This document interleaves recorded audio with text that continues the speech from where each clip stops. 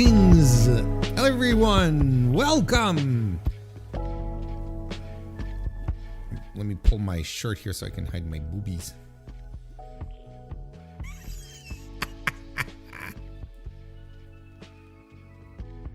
Welcome to the big Monday night stream here on the MrWarrenHayes Show channel here on YouTube. I am MrWarrenHayes.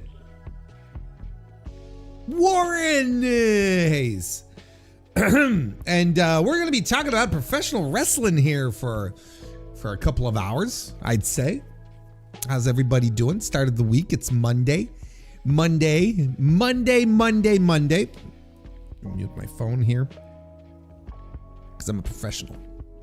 The music a little loud. I think it's a little loud. Maybe just I think that's a little better. That's a little better. Hope you all had a good weekend. Hope you all had a lovely weekend. I had a very relaxing weekend. Took it extremely easy. I gotta say, I didn't do much. I mostly watched wrestling and played video games. That's pretty much the extent of what I did this weekend, and that's okay. That's okay. You gotta do that to yourself, for yourself, once in a while. Just something where it's like, shirk as many responsibilities as possible, and just take some time out for yourself. Because especially since I knew this upcoming weekend is going to be a little busier for me. What the fuck is wrong with my glasses? They're all fucking smudged. I can't get them back on. Because this weekend is the Easter, and not that I'm Catholic or anything. It's just an excuse to get people together and cook some food and have a nice time. So this weekend I will be preparing a feast, a Hayes level feast for the Easter celebrations. Although we really don't. I used to when I was a kid. When I was a kid, we do a lot more of the Easter related stuff. I do it, and I did it when I say a kid, like even as a teenager. I do a lot of that. I'd even go get like holy water on Good Friday morning. I don't know if everyone's aware of that ritual, but like you get the water at you go to like a nice, like a babbling brook or a nice little stream. You don't go like you go to a place where the water is not fucking contaminated by industrial runoff or, next to a pig farm or something. And you go there and you collect the water. And if you collect it at dawn, then it has like superpowers.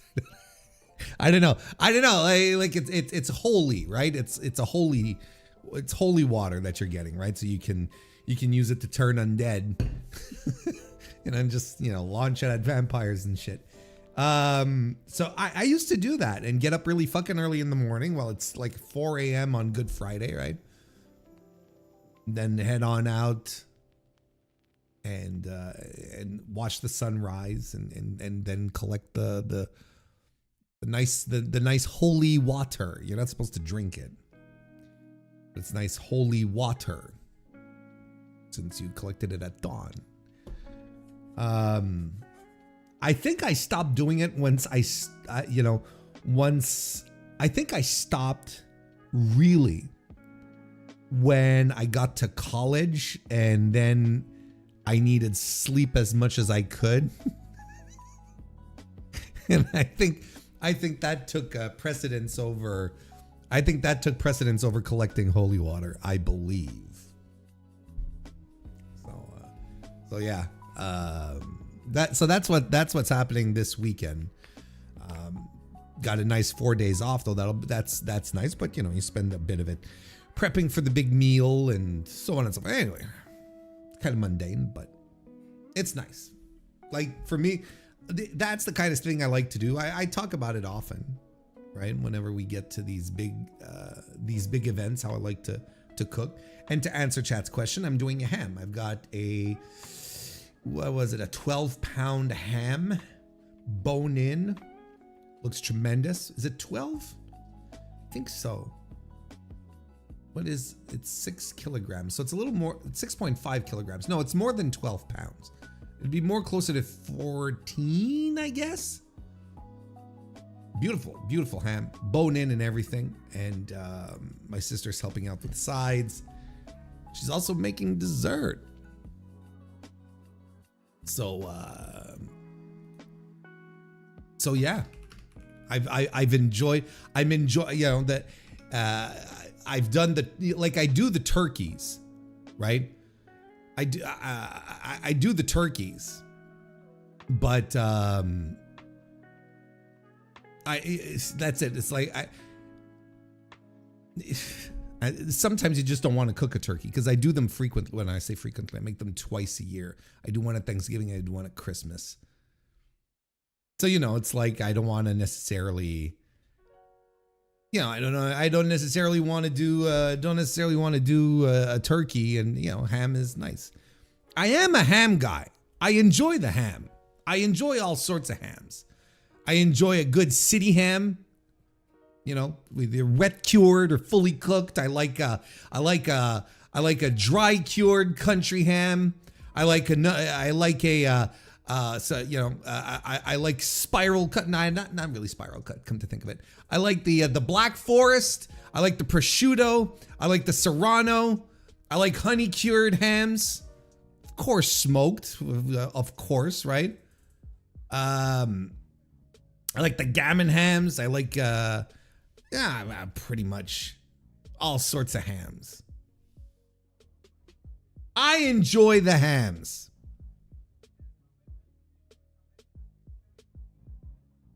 Canadian bacon ham. Yeah, but yeah, yes.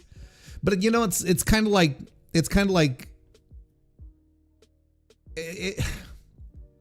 it's not as exciting. Like, I guess younger I would have been more excited about it, but now it's like, I don't know, it's kind of old hat to a degree, you know?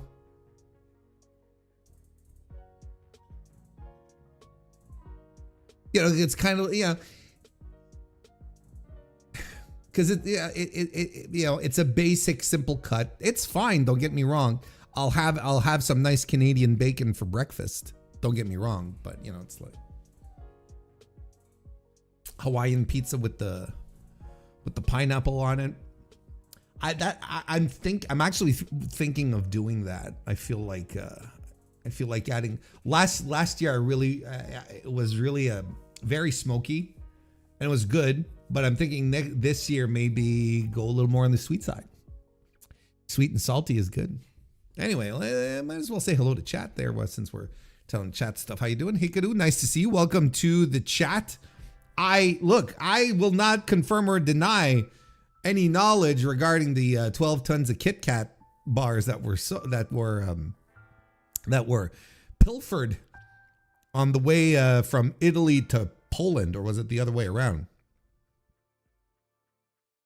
I will not confirm and deny any knowledge of that. But you know, like you know, if I were to pass those out, as any good Robin Hood should, because I think that's a very Robin Hood act, you mostly want to pass around the really good flavors, right? You really want to pass around like the, you know, the lemon ones. I think are really good. An underrated one I find is the apple pie Kit Kat, which is really good. I once had sake flavored Kit Kat, and I would say highly recommend. I'm pretty sure there wasn't, like, I'm sure there's no sake in the Kit Kat, but that was really good. That was really, really good. And what was the other one? I had one. I bought it as a gag, and then it turned out to be the whole wheat biscuit Kit Kats. Whole wheat biscuit Kit Kats. Those rocked. Those were actually delicious, and I was shocked at how much I liked them, because I really bought them at the one of these snack shops we have around here, right, where they import all this shit, and I was like,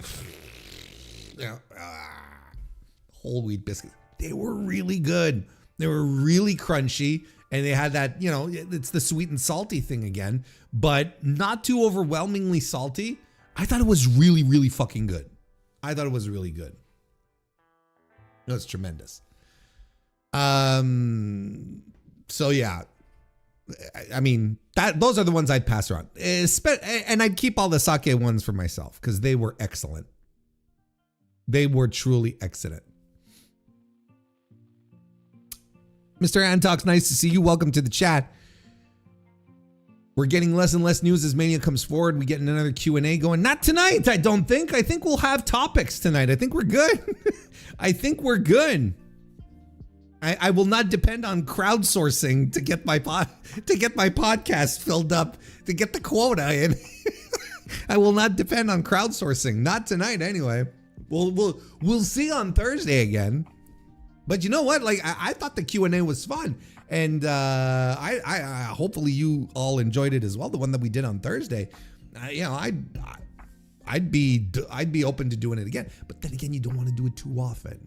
You don't want to spoil it, right? You just want to take it nice and easy. You don't want to do it too often so that it keeps feeling special when people get into it.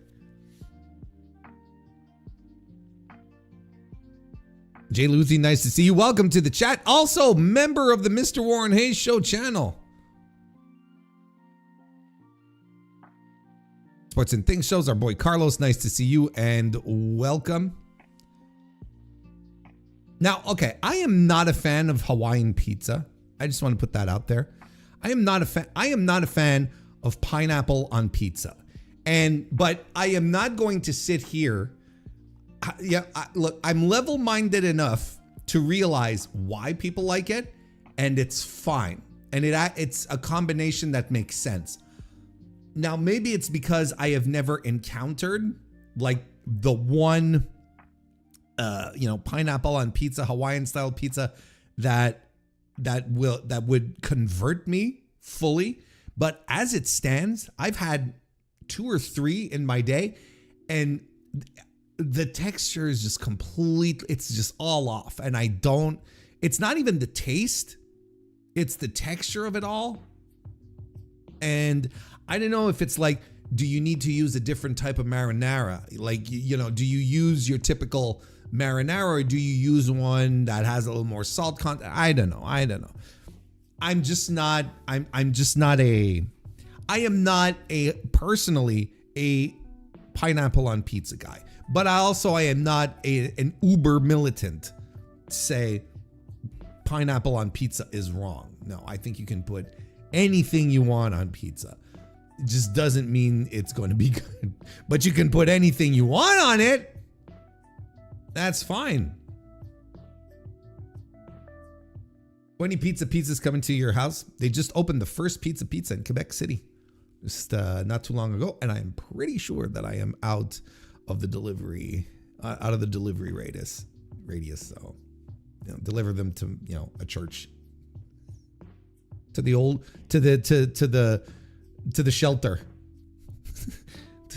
to the homeless shelter. They'll enjoy it more than I will. Travis AEW1, nice to see you. Welcome to the chat. I'm addicted to the new Reese's Nougat bars. They're called Fast Break in the US. Oh yeah, is that what they're calling them up here? The Fast Break bar? Reese's Nougat. Well, I mean, it's good to use branding that people are already aware of. Pedro the Fifth, nice to see you. Welcome to the chat. Can be as bad as the giant Toblerone bars. I have never had Toblerone because I am allergic to peanuts and tree nuts and almonds and stuff like that. So I unfortunately cannot enjoy the Toblerone, which from all intents and purposes seems like an incredible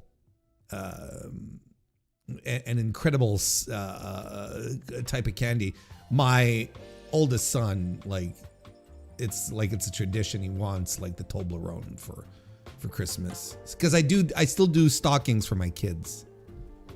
Even though they're both adults, I still do stockings for them, and I put all sorts of goodies and a nice gift in there as well, you know. And every year, you know, the Toblerone is the thing.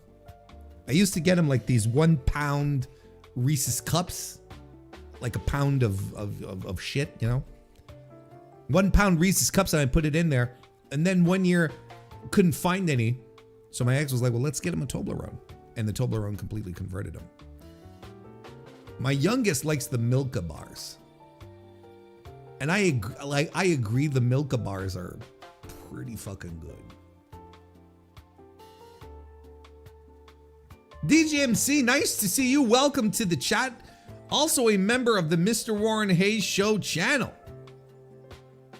Member for 70 months on top of that. That's a long fucking time. Thank you for your membership for all this this ongoing era, DGMC. Pizza, I'm here for the Luigi Primo watch party. Did I say thank you? I retract. Kit Kat sticks are the superior Kit Kat. Nah, I have a thing for the Kit Kat Chunky. I'm not gonna lie. I enjoy me the Kit Kat Chunky. There's something about it that, you know, it's very satisfying to bite into. You just the way your teeth sink in. I don't know. I'm privy to the Kit Kat Chunky myself. I feel like Kit Kats can't be too thin. I've never. I don't think. Or have I seen a Kit Kat? Let me see what a Kit Kat. Are the Kit Kat sticks kind of like Pocky? Is that the gimmick, or are they a bit thicker? Oh, and well, oh, you mean like because they're already in sticks, or do we have hockey sticks? Is there another version? Did you mean like actually like in a stick, like when you get the whole bar and then you just snap them off into sticks? Because I thought there was actually something else, a Kit Kat stick, and then my mind immediately went to Pocky.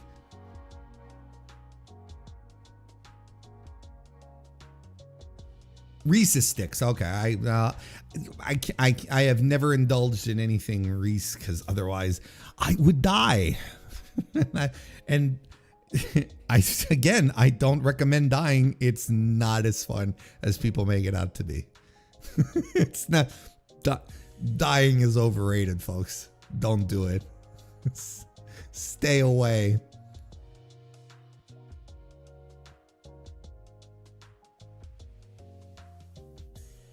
Nice gift from Warren equals ankle socks. Ankle socks are very cool and useful. They're a practical gift. I think the ratio of ingredients is better with the Kit Kat Chunky. Yep, I agree. I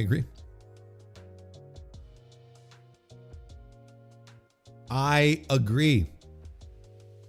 Vince Russo, Tony Khan, why? Oh God. The last thing I really wanted was high-level Vince Russo discourse in 2026. Jesus Christ. Hey, leave a like on the stream, by the way, since you're already here, folks. I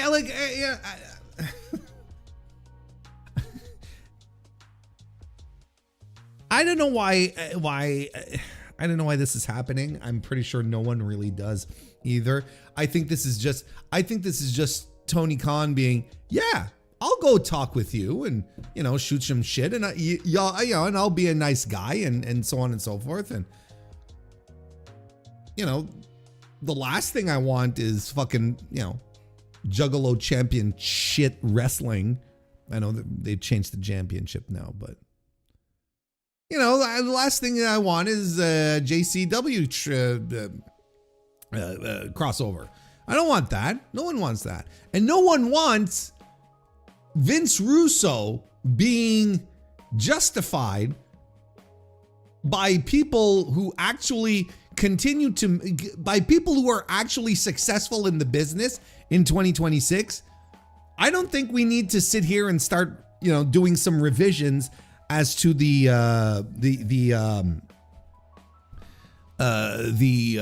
contributions of Vince Russo to the world of professional wrestling.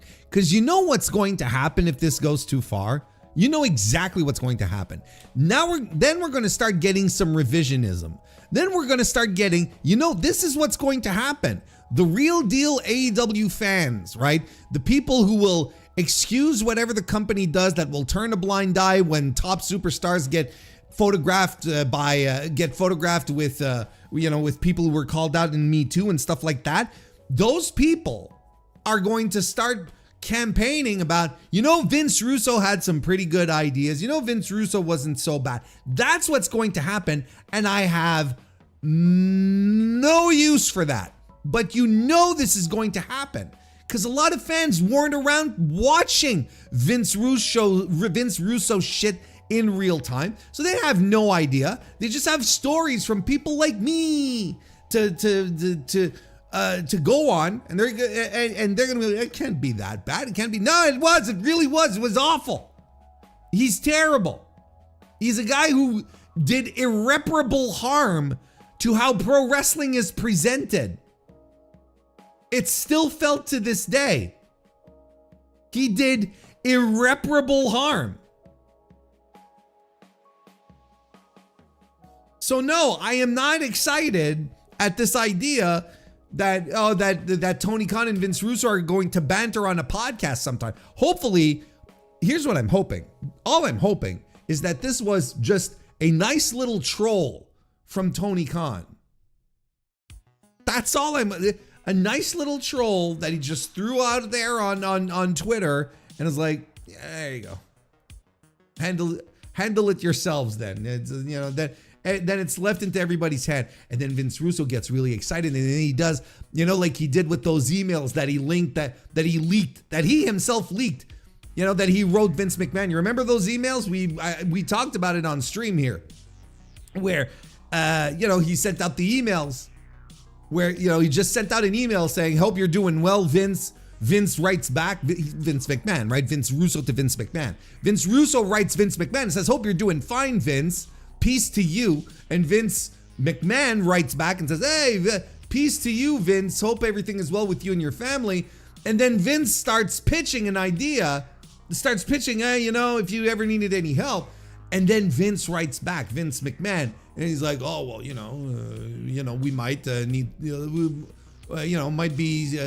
might need some outside critiques. This is not a job opportunity I'm giving you, but, we could talk about how we could make that happen. We'll see how things go, type of thing. It's just like opening the door. And then Russo writes an entire fucking novel on how we changed Raw. And then Vince never responds. Vince ghosts him. So then Russo writes back and says something to the effect, well, why would you have me work all of this, if you're not going to give me the time of day type of thing. And then Vince McMahon just buries him. Just like, I don't remember you being successful in WCW. You stunk. It's been too far away, and it's all bullshit. Don't write me again type of thing. That's exactly what Russo is going to do if the Tony Khan door is open. And then when Tony Khan decides to flush Vince Russo or not answer his weirdo emails because he's a weirdo, then Russo's going to get on his little podcast with the Jonathan Coachman, and then he's going to say, Tony Khan is the son of a bitch, bro. He wouldn't write me back, bro. This is exactly what he's gonna do. He's gonna, yeah, exactly. Convoy, how you doing? Welcome to the chat, member of the MrWarrenHayes Show channel.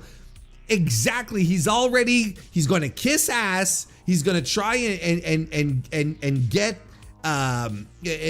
on his good side. And then when Tony Khan doesn't give him a job or doesn't do the collab that he's looking for, then it's gonna be, Russo is gonna go scorched earth.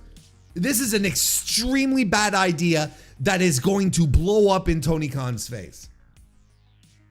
It is an ill-advised idea. Ill-advised. I don't know. There had to be someone after Tony Khan posted that sent him a message, like a level-headed guy like Chris Hero. Writing Tony Khan said, Hey, Big T. This was probably not a good idea.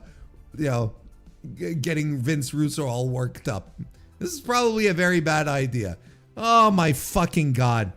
This is one thing pro wrestling discourse in 2026 did not need. And we are going to get the Vince Russo revisionism. It's going to happen now. This is my official prediction. It's going to happen because the die-in-the-wool AEW fans who apologize AEW for everything they do, who are not able to look at it through objective lens, are going to sit down and say, Vince Russo wasn't that bad. I swear to God it's happening. It's going to happen. Not happening right now, but it will happen if this keeps going. Someone has to talk some sense into Tony. Someone has to fucking deactivate Tony Khan's Twitter. That's all.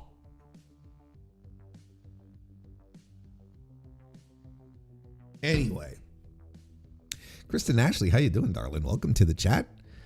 It is so nice to see you, you member of the Mr. Warren Hayes Show channel, you.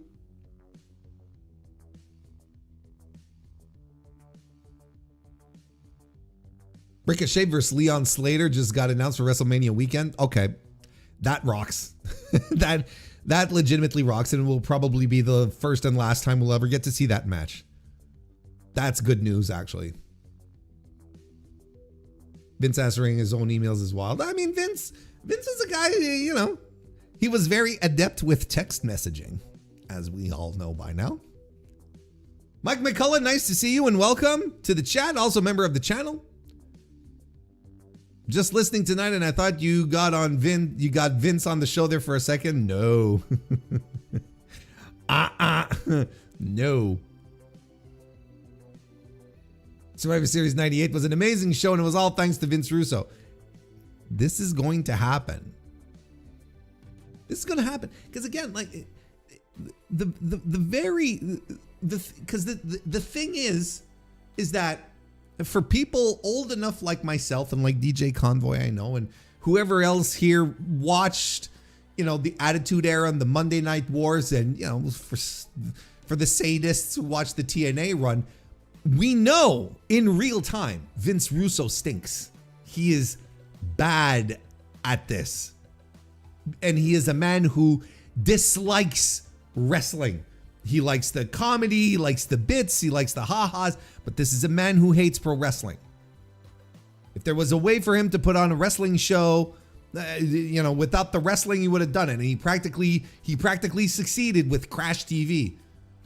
But there's going to be a whole bunch of youngins, people that later fans, younger fans who did not go through that era. Then they're going to revisit the thing. Yeah, you know what? This wasn't so bad. And you're going to be, no, stop it. Stop it. Stop it. And then they're going to do little TikTok videos. Why Vince Russo wasn't as bad to WCW as thought. It's like, no, stop. Stop.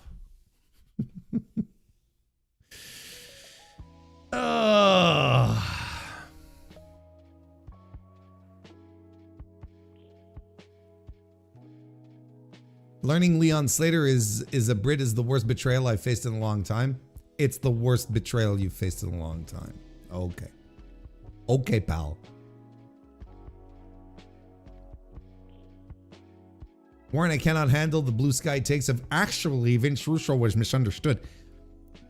Luthi, let me tell you, I've got, when you said that, there are 3 different accounts that just popped into mind. I can like, oh, this guy, and this guy. And I say guy generally. Could be, I'm just going guys, could be any gender. But there are 3 different accounts where I'm like, that's exactly what these 3 would do. Rory Starks, nice to see you and welcome to the chat. GIF of Alex Wright dancing. Russo's secret genius. He can't even claim dancing Alex Wright. He can't even claim it. It's not his to take. It's not even his. But he probably will.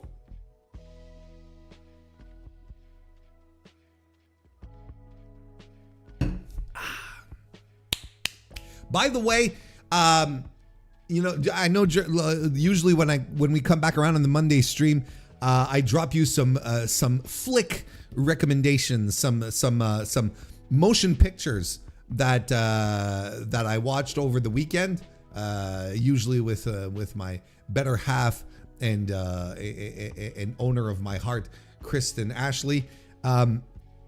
This weekend we watched Body Cam, and I'm a big fan of I'm a fan of found footage horror movies. I enjoy them, and it's found footage based off of police body cam footage, right? This sucked. Do not watch Body Cam. It's a movie. It's a horror movie on Shudder. I don't know if it's available anywhere else. It's probably available to rent somewhere. Do not waste a dime or a minute of your time on this film.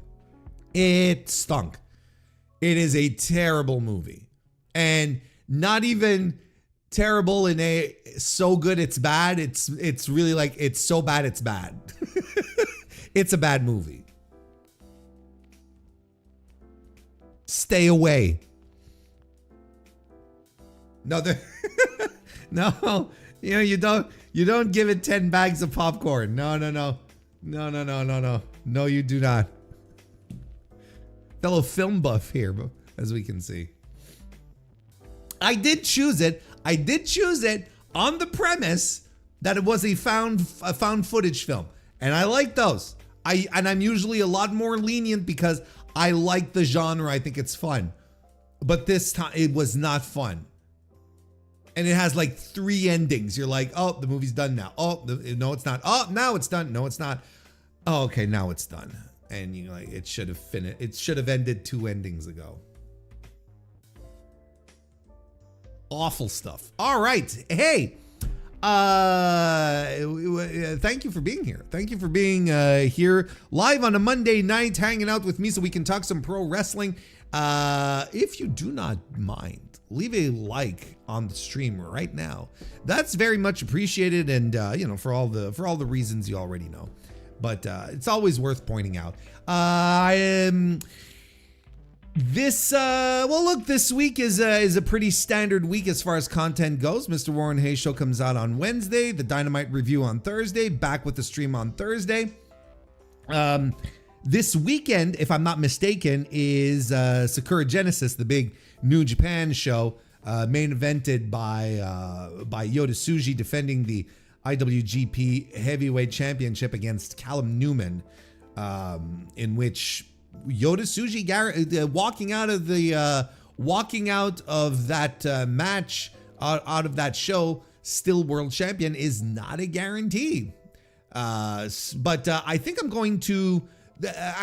In fact, I know I'm going to review it. I'm going to sit down. I'm going to watch it. You'll get a full review. Of course, it will be available in early access for members of the MrWarrenHayes show first and foremost. But I will. I will get to it at some point. Depending on how things are. Is the show on Saturday? If the show's on Saturday, it should be fine. If it's on Sunday, well, that's it. I've got the meal prep and all that. Well, the meal, not just the meal prep, but the meal cooking. I got the whole 9 yards. So you can expect the Sakura Genesis review happening this weekend. I'm also looking into how much I can watch as far as WrestleMania week goes.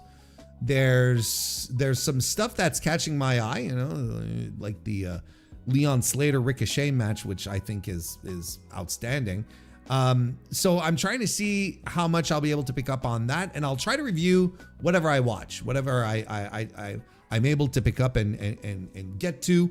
I will do my best to review as we go along here, and yes, there's also Kristen, who was on vacation, took the week off for her birthday. So that's also something that I've got on the docket. So, you know, stuff happening, coming to you, coming straight at you. Or something like that. So that's it. That's I think that's pretty much what we had to cover for now. I think we got everything. So why don't we head on over to this fine gentleman and get the proceedings officially underway. How you doing, everybody? I'm Jacques Moliere. Not loud enough. Let me tell you a little bit about myself.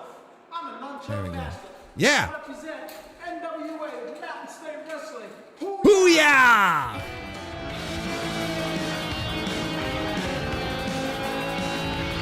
Patrick, nice to see you. Welcome to the chat. Member of the Mr. Warren Hayes Show channel. Exactly. Right on time. Exactly. Kick off your Monday with a hoo-yah. With a hoo-yah. Do we think Jacques taught his kids his nunchuck tricks? You know, considering that he's a master and whatnot, do you think, considering that he's a master, he had to pass that down, right? And listen, since it's Monday, let's get some flows going. How you doing, everybody? Don't mess with me because I'm from Staten Island, New York. That's right. Do you want to get a little more action up in here? Mountain State Wrestling is real. That's right, you can't say it's fake. How do you get hit with a steel chair and walk away and say it ain't all right? It ain't all right. It is all right. That's It what is we do all right. here. Okay. 'Cause we hardcore. That's right. Mountain State Wrestling. It ain't all Represent right. West Virginia. Take it back to New York City. Back in the street. When we was keeping it real, rocking that beat. There we go. No, we don't want we don't want the short guy. We don't care about him. It ain't all right. It ain't all right. We keep telling this the short guy. It's the wrong rapper. It's not Vanilla Ice. It's not Vanilla Ice. It's Informer guy. It's Snow, not Vanilla Ice. Sorry to say. Wrong white boy rapper. He passed down the way of the mic and the nunchuck. Yeah, like it's like it's some lost skill. You can only learn both together. Anyway, thank you everyone for being here. Let's have a nice Monday. Let's have a sweet and sour. No, not sour. Let's not do it. Let's just have a nice Sunday, Monday, whatever day it is today. I want to start off with basically with this as a premise, because as you know, maybe you've heard, Mercedes Moné is dropping all of her titles. She's dropping all of her titles. She's going everywhere. She went back to Poland this weekend to drop her the women's title that she won there back to someone local. Sorry, I don't have the name. and she's been doing this. She's been doing the whole thing. Dropping every one of her titles, going back everywhere that she won a belt to drop it to someone local. And I posted this on Blue Sky this weekend when I saw this video, and it just dawned on me where it's like, you know, I wrote this: Mercedes Moné is a generational superstar who is ending an unprecedented run with poise and generosity in a way seldom seen in professional wrestling. And then I'm like, you know what? I don't see anyone making a really big deal out of it. I don't see anyone cheering this on. It's kind of wild to me how low key her what she's doing here. how low key her losing these titles and going around and doing the and dropping the titles in all of these little feds from all around the world, these little indie promotions. Not enough people are making a big deal out of it. And I don't understand why. I really don't understand why. Because look, I think I do understand why. I think the reasons are overall pretty clear. But even when this started, okay, even when she started going around and picking up the titles, the cynical part of me was even going, yeah, you know what? She's taking all these titles, but she's not gonna go back everywhere. She's not gonna go back everywhere. She's gonna vacate a couple of them. Like, there's no way Mercedes Moné, big time superstar, is going to go back to all of these little places to drop this. She's gonna vacate a bunch of them, right? I'm thinking about Kenny Omega, who's a very recent example of a belt collector, right? So, he had at the same time the AEW World Championship. He had the Mega Championship over there in AAA, and he had the Impact World Heavyweight Championship. Well, Kenny vacated the Mega Championship and only dropped the Impact World Championship to Christian Cage, who is another AEW, who was another AEW guy with a tenuous connection to TNA on the first episode of Rampage. So I'm thinking, I think you could say to yourself, look, if Kenny Omega isn't going to go around dropping titles, and he's only got like 2 of them really, because he's not going to, vacate the one of that, which is his place of employment, right? If Kenny Omega can't drop any titles, or is going to vacate some titles, Mercedes Moné is going to do the same thing, right? But no, she's not. She's not. And when I say poison generosity, I mean going out there and doing exactly what she's doing here, right? She's going in the ring, wrestling with up and comers, with people who might not ever amount to anything, or might stay local, or might break through into the big time, right? But whatever, like, she's wrestling people on an extremely local level. She comes out and she takes a bow and she thanks the audiences, and like she did at Rev Pro. I'm sure you've all seen the video of her after losing the women's British title. She, big ovation from the Rev Pro crowd, and everyone was very into it. And it's extremely, when I say generous, it is extremely generous of her to go out there and do that for these promotions, for a lot of these promotions that she doesn't have any affiliation with. Now, you can argue that the CMLL title that she dropped to Persephone, there's a working relationship between CMLL and AEW, and it is very, very, very friendly. So you could argue, well, she had to drop that one. She had to go and drop that one to someone, right? Rev Pro is in this, maybe a little more on the outskirts, but not a direct partner, but is in this group of partners, right? With CMLL and New Japan and AEW. So, politically, it's, you're like, well, it makes sense for her to go there and continue to maintain good relationships with Rev Pro as the indie, as the top indie in the UK. Yeah, sure, yeah, absolutely, I get it. But the place in Poland, the place in Italy, the place, she doesn't have to go there. She doesn't have to do this stuff, and yet, she goes off and does it. She gives back to the promotions. She gives back to the audience who got, who saw it happen and wanted to see a conclusion to this. They're getting a full circle moment, right? They're getting a full circle moment. And I'm not saying like suddenly these promotions are are like these well-known international entities. I can't name really anyone. Body Slam, I think, is one of it. Is that the one from Poland? I don't even know. I don't know. Not off the top of my head. I can check. I can check, but I don't know if Body Slam is the one in Poland. Look, and that's not that kind of proves my point, where it's not like suddenly these promotions become these centers of attraction. But she unquestionably, I would assume anyway, she unquestionably drew some money for these promotions. At the very least, she drew 2 big houses for the guy in Winnipeg Pro Wrestling outright made a post saying, yeah, I made a ton of money with her showing up because people paid to see my show because she showed up.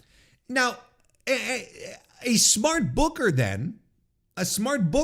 will then take the attention being drawn in from a Mercedes Moné, seeing the tickets fly off the shelves, and he goes, all right, I got to stack my undercard. Now, all these people coming in, I've got to assume that there's a bunch of them who have never seen my show. I've never seen my wrestlers, so I got to stack it up with only the best, and I've got to create, a couple of angles, got to get some stuff going so that they'll come back, and that makes a lot of sense.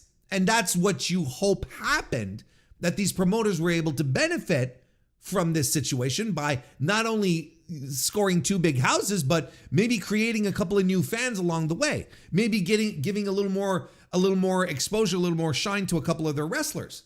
A really simple angle to do is to have the champion who lost the title to Mercedes Moné, sort of work her way back.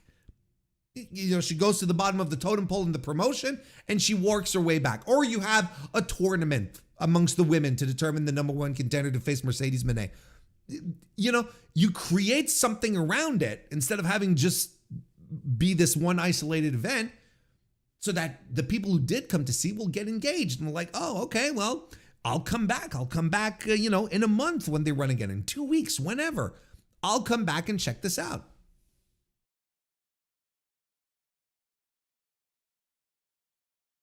And that's what I mean with generosity, because she doesn't have to do this. Mercedes Moné doesn't need the money that she's making from this appearance. Like, she doesn't, whatever her rate is to show up, hop on a plane, fly across the world. Don't forget, she has a women's championship from a promotion in Malaysia. Okay? That's not just like, we're not just flying down to Mexico here. She gets on a plane, she flies over, whatever rate she's charging, with the money that she's making in AEW, with the money that she made in WWE, she doesn't need the money. So what else is she doing here other than cementing a legacy for herself and giving back to the business? And, people are, I don't know, we're just shrugging and brushing this off. And when we look for people being cool, people being good about the business, there's a lot of people who have a lot of talk saying, I want to leave the business in a better place than when I came in. And then there's the people who shut up and do something. And this is tremendous. Like, I think this is a huge thing that she's doing. I think right now, if I'm not mistaken, she's got 2 titles left. She has the Winnipeg run, which she's going to drop. When is the show? Is it tomorrow? I can't remember when the Winnipeg show is, right, for Winnipeg Pro Wrestling. But it's this week, maybe before Dynamite. And she's going to drop the title, of course. And she has the one in Malaysia, APAC Wrestling. And she's going to go drop that at some point, right? She's going to fucking Malaysia. Not exactly. She's not going to, she's not going to the UK. She's not hitting up Tokyo or Osaka. You know what I mean? She's going to Malaysia, not exactly known for its wrestling scene, but she wants to give something there. She at the very least wants to create something there. I think it is outstanding. So it's tomorrow against Jody Threat. Okay. Thank you, chat. So it is tomorrow. So Body Slam's the one out of Denmark. Okay. I don't know. I like all of this. And she does really like pro wrestling. This is something that I have always told you about Mercedes Moné. She is one of us. She is a pro wrestling geek. She watches tapes. She watches all the old stuff. She keeps up with the new stuff. She doesn't just sit around in her room, in a room somewhere waiting for someone to call her, and then she'll hit the gym for a couple of days and come back. She is a geek. She has always been one of us. She grew up watching Chavo Guerrero. That's what she did. That's how she got into pro wrestling. That's why she was like, I can do this. And I'm going to tell you, look, I have to tell you, this is legitimately greatest of all time behavior. And,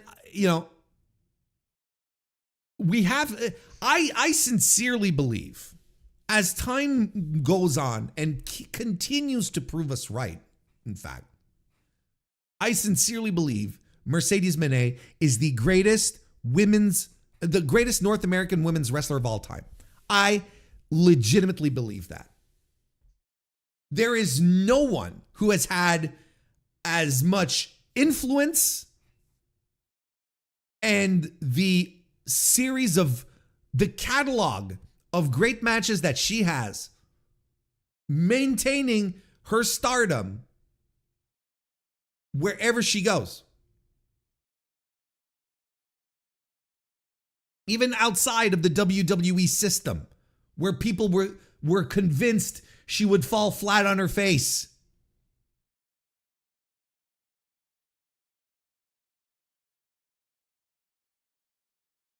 It all started with the Sasha and Bayley feud, right? Takeover Brooklyn 2015, inarguably, I would say. I don't even think it's an argument. Inarguably, the most important women's wrestling match of the modern era of pro wrestling. Unquestionably. Not because it was an excellent match, which it was, right? But because of what it proved. It proved that women could carry a 20-plus minute match. It proved that they could have exciting in-ring, compelling stories, even when it's even for an audience who wasn't conditioned to really see women as women's wrestlers as being that high up on the card.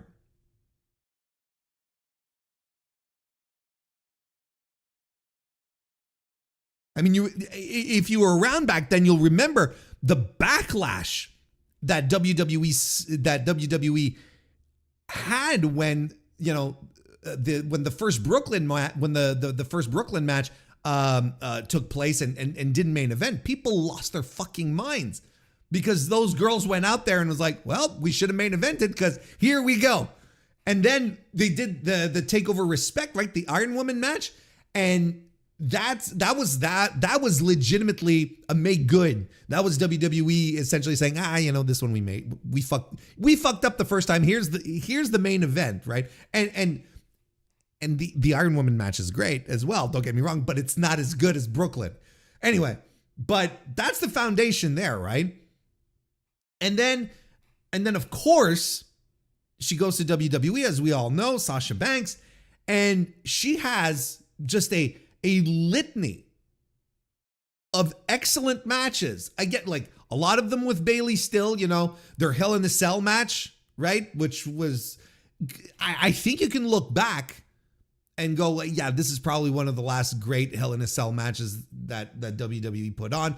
Her WrestleMania 37 match against Bianca Belair, they main evented night one, and it was an incredible match. And again, her doing the honors for Bianca, elevating her up to the next level. Just a bunch of excellent stuff. And then she, of course, walks out of WWE, and she is now the only woman who has won championships in WWE, in New Japan, in AEW, in Ring of Honor. Don't forget that. CMLL, Rev Pro, 26 championships overall in her career, and then does the Ultimo Monet run on top of that, surpassing a 30-year record or so. What was it? Something to that effect by Ultimo Dragon, right? She is one of the most decorated professional wrestlers in history. Notice professional wrestlers. And then she goes off and she drops the titles. She just goes off, and she just goes off and drops the titles. And wherever she goes, the promoters have nothing but great things to say about her. And again, in an act of generosity that is unprecedented in pro wrestling. This doesn't happen in professional wrestling, where people will give their time, will give their time and their energy, their body into doing this. And you can argue, well, she's not doing this out of charity. No, of course. Like I said, she's getting paid. This is all adding to her mystique. It's adding to her legacy, right? But it's all on her, and she's doing it in the best possible way. As far as the legacy goes, like I said, for the money, I talked about the money. None of the rates that she's charging are necessary for her. She doesn't need the money from those appearances. That's part of the point here. She's not using the smaller promotions as props. If anything, she's giving them spotlights. And again, not a spotlight where suddenly Bestia, or that was one of those, right? Or Body Slam. It's not as if suddenly they've become internationally renowned because of Mercedes Moné. That's not the point. Locally, maybe, hopefully, if the promoters did their job well, maybe that will give these promotions the boost that they need. One of the deepest match catalogs in women's wrestling history. Her TakeOver Brooklyn match with Bayley is still celebrated to this day. Her WrestleMania 37 main event, night one, but bear with me here, right? Her New Japan work, the run with the TBS title, the Ultimo Monet run. She has such a depth of good to great matches with a variety of performers on top of that. Not always the same, group of 8 or whatever. She just, with anyone, she goes out there and she seeks them out.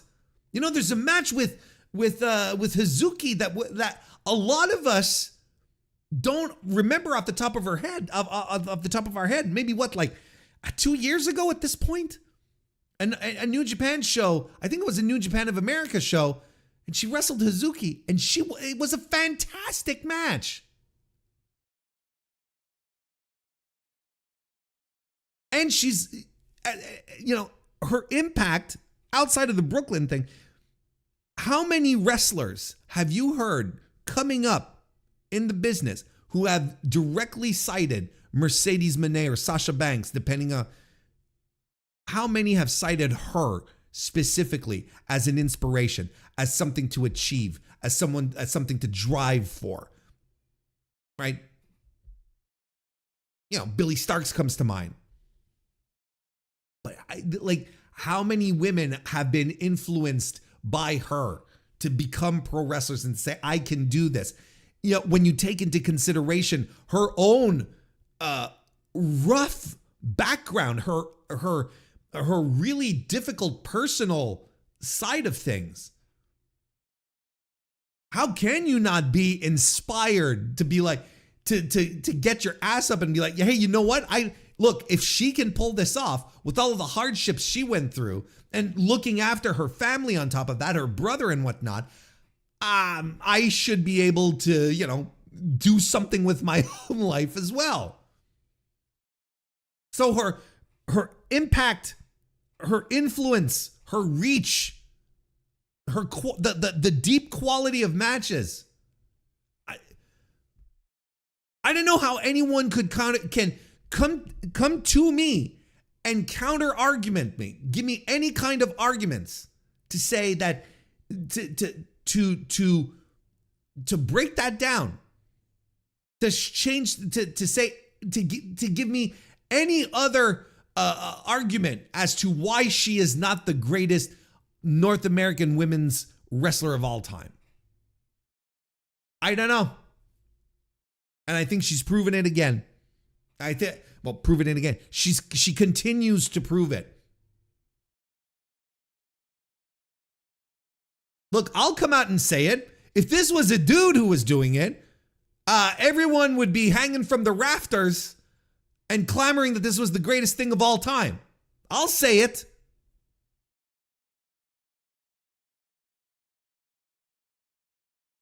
But there's a lot of people who are particularly silent about it. I don't know why. But it deserves her career at this point and what she's doing with the belts right now and how she's focused on pro wrestling and how she's focused on her legacy is something that everyone can be benefiting from right now. It's something that when I say everyone, the business could be benefiting. And it could be a model that a lot of people could follow as well. In a business that is, every individual first, everyone for themselves, full of liars and scumbags. It's nice to see something like this. It's nice to see actually someone going out there and giving back. That's not something, in all the years I've been watching pro wrestling, I can tell you one thing. It's not something you see every day.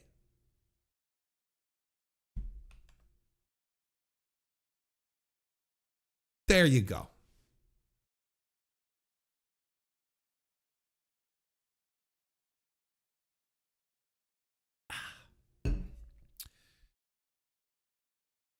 I didn't know it ran that long, but here's where we are. Fred, nice to see you, Fred Moreland. Welcome to the chat.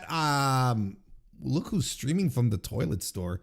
You mean look who's watching the stream from the toilet store? Fred, your favorite Monday night hangout. I know what you do over there in Kentucky. Don't worry. You don't have to be ashamed, Frederick.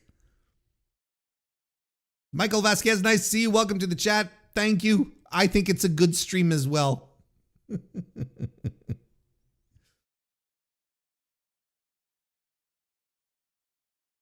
They only cared when it was popular to hate and color Mercedes Hogan using her creative control card.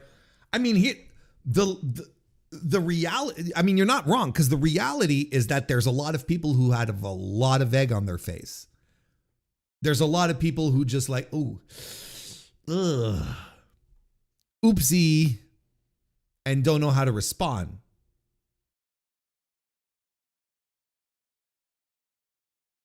They just can't do it.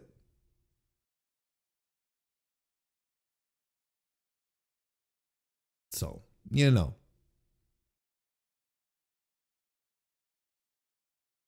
guys all know, you guys are all pretending you know all of the names for all of the promotions, but you're just looking them up on Cage Match. I know how it works. I just decided to not pull up Cage Match and show that I am a normal human being whose brain is not completely overwhelmed with wrestling knowledge.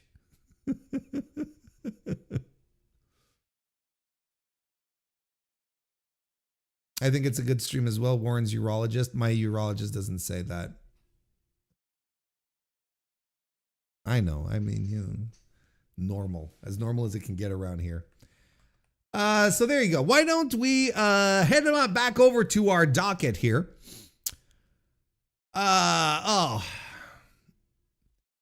You can. Why is this so bright again?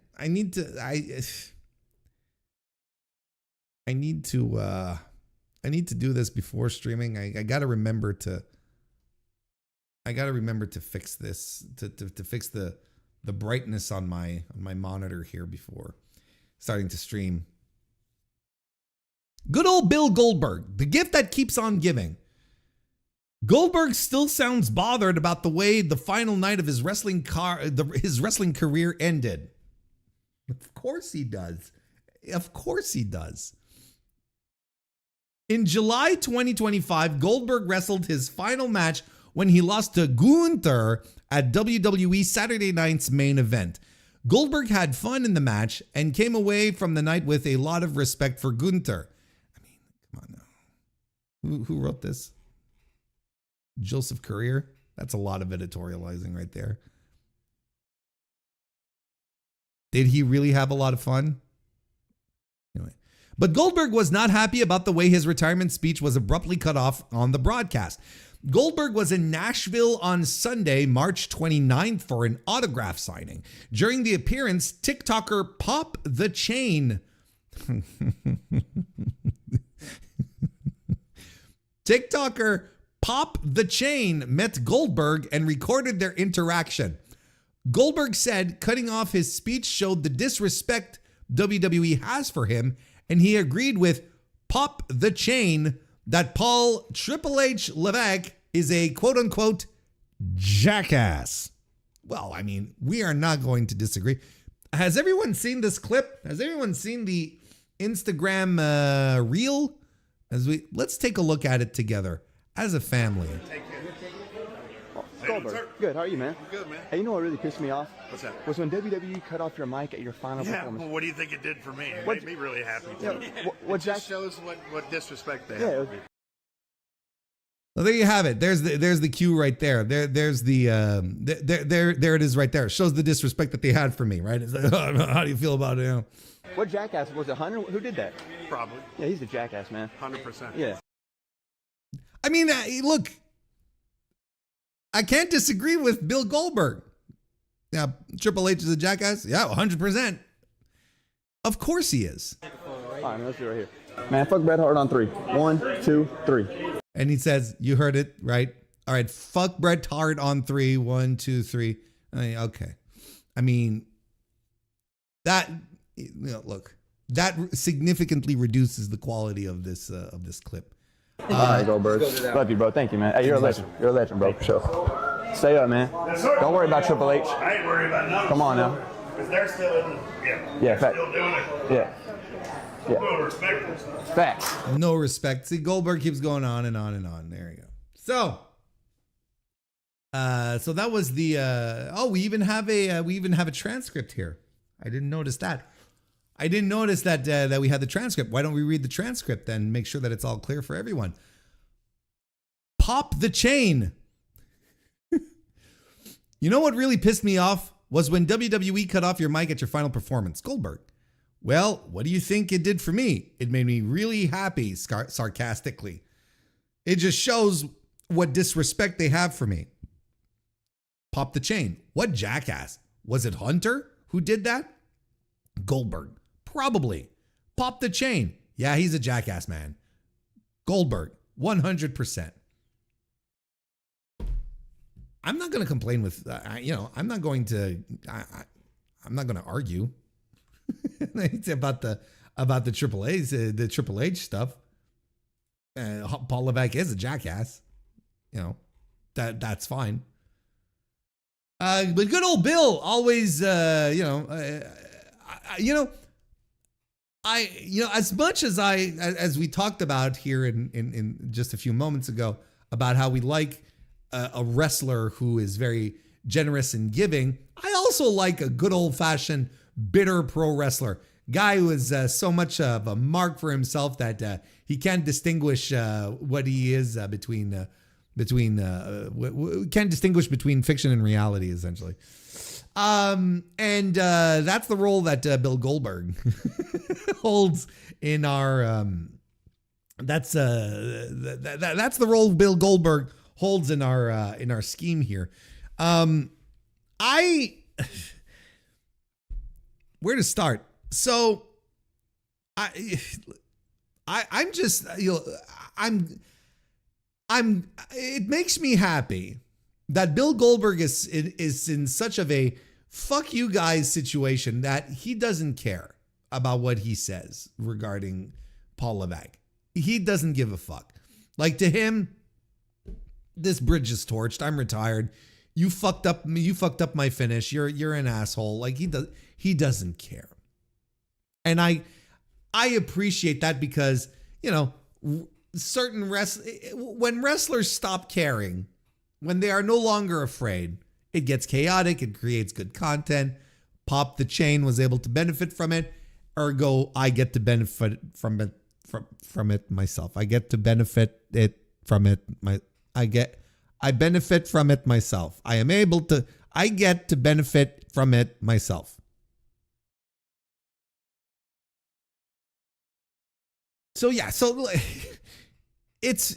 I don't have an issue with him, and in fact, it's kind of funny, right? It's kind of funny, because Triple H never liked the guy.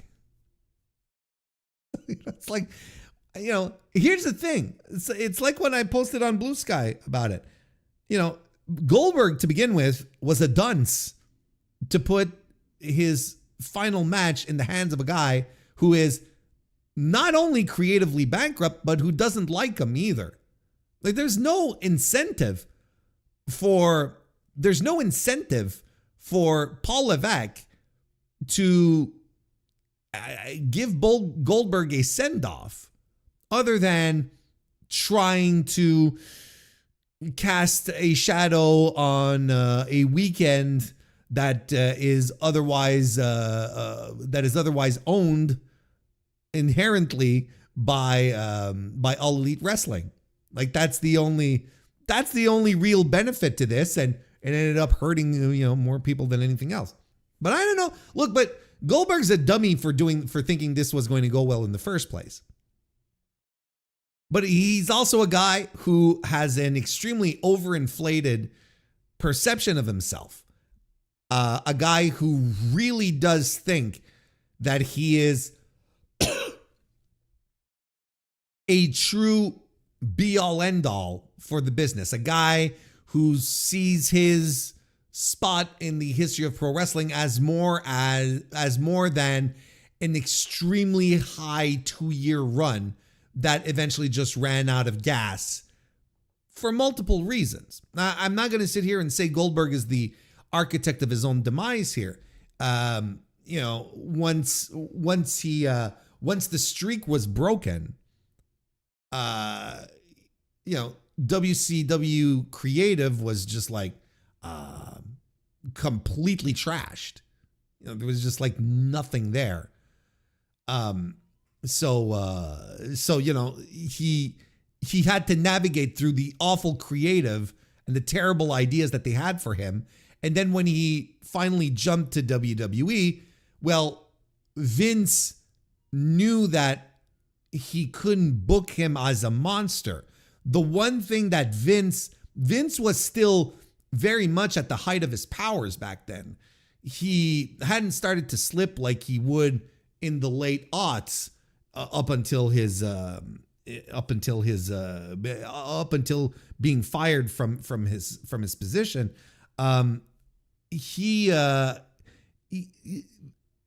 Vince understood that he could not have this guy come into his company, enter his locker room, and then plow through his entire roster. That does more harm than good to a roster.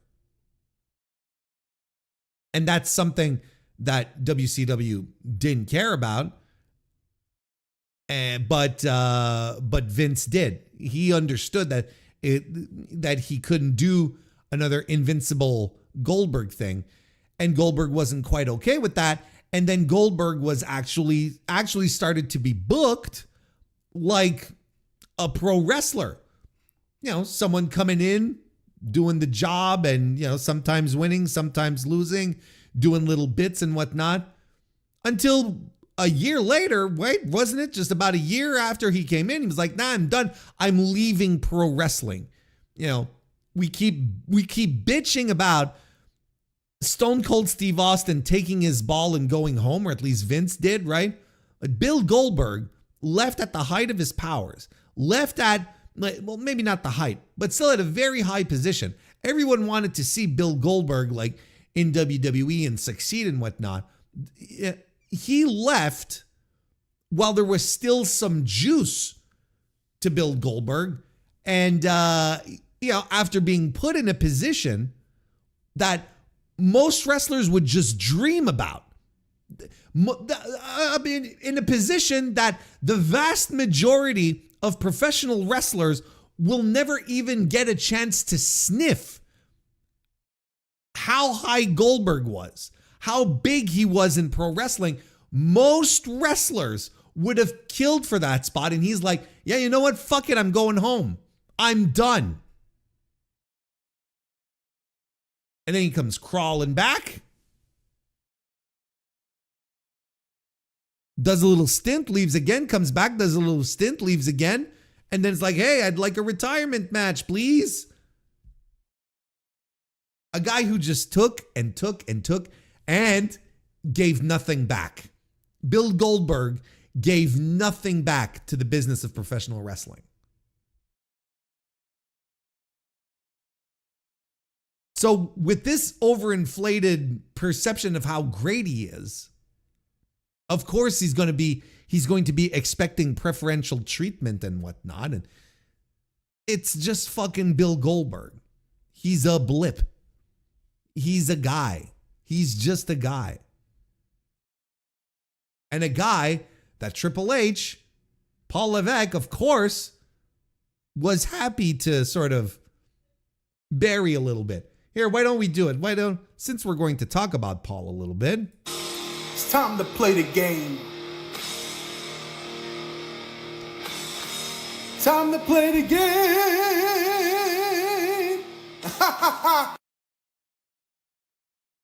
So Paul, I believe this from purely observing things. I believe Paul Levesque is just, now that he's the guy in charge, now that he's the top dog, he's the only guy. Now that he's the only guy in charge in WWE, anytime he gets to work with some of his peers from the era, he's going to make sure that despite it all, no one forgets that Triple H really is the biggest star in pro wrestling. Look at how he handled John Cena's retirement tour. If he's going to handle John Cena's retirement tour with such a deplorable amount of attention, what the fuck do we think he's going to do with Bill Goldberg? Do you think suddenly he's going to treat Bill Goldberg, a guy who he never liked? A guy that he never liked?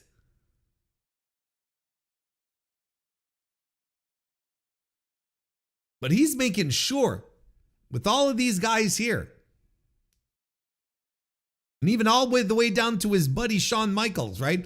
And this has been going on for years, that he is more important than everyone else. Even though back in the day, all of his peers would outshine him. He was in a position as a top guy for, reasons. But now he's rubbing his hands together and he's like, I get the last laugh on all these motherfuckers.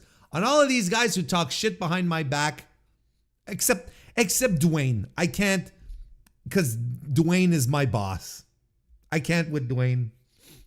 Dwayne's on the board. I can't fuck with Dwayne. He's the only guy I can't fuck with. Goldberg, I can fuck with. John Cena, I can fuck with. Stone Cold Steve Austin, well, we haven't had any interactions, but, why is Steve Austin so hesitant to come and get a WrestleMania payday doing something? Why do you think that is? Why is it that Stone Cold Steve Austin, who wrestled the match, what was it, 3 WrestleManias ago against Kevin Owens? I mean, wrestled. Okay, we're being generous here, but nonetheless, got physical. And now he won't show up for any WrestleManias or whatnot. Why? I think that's curious. This is just an observation. Just me, sort of scratching my cheeks, scratching my chin, scratching my nose. It's a lot of scratching. I get really irritated really easily. You can tell when I've scratched my face too much. Put a little Ozanol on it all. And, I sort of wonder. Why is Stone Cold Steve Austin not joining any WrestleMania festivities? Why is he not being around? Maybe he knows better. Maybe he gets it.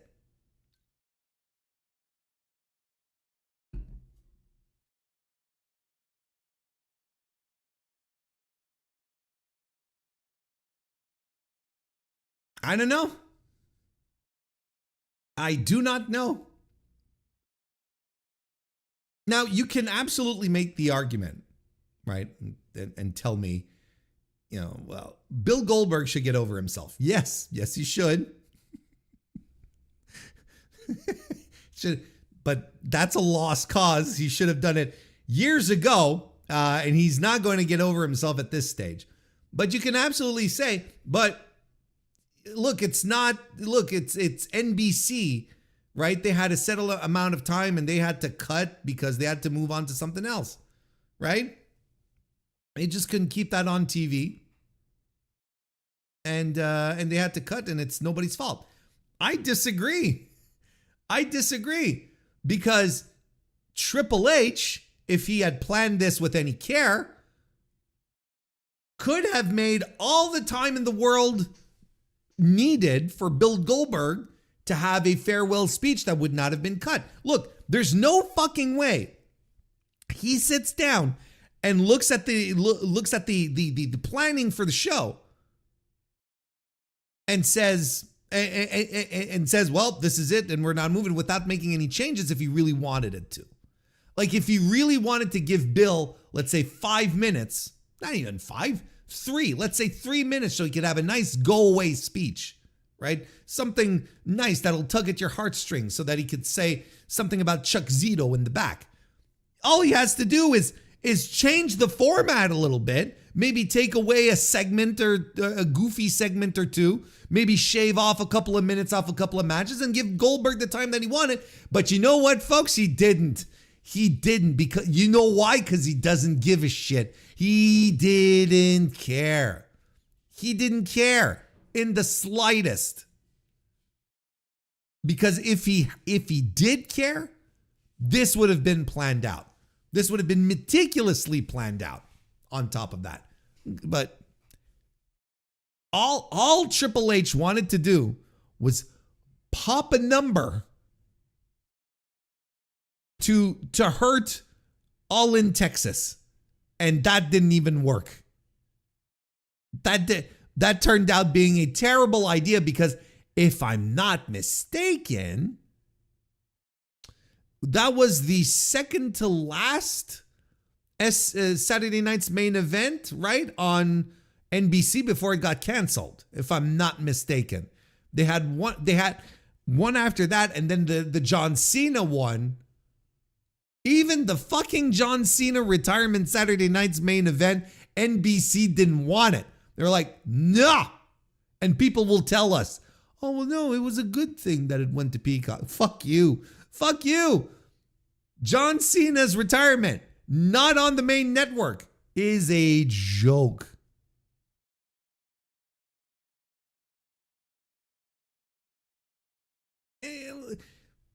He could have fixed it. So I can understand and empathize with Bill Goldberg when he says they don't respect me, they didn't care. They didn't. They really didn't. But you can point the fingers to one guy, the guy who's always really happy to tell you who's in charge, to tell you who's the guy, the big creative big brain behind it all.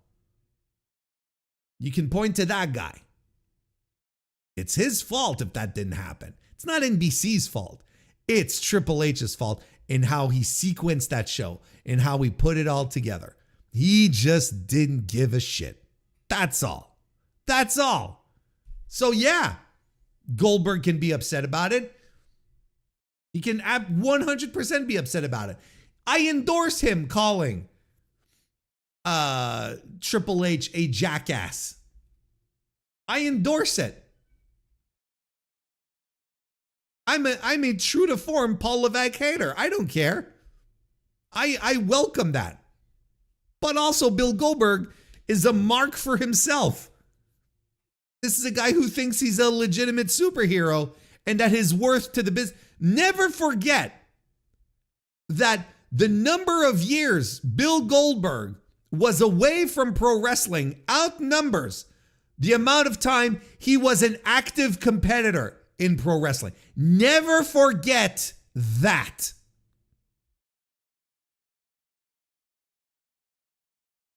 This fucking guy.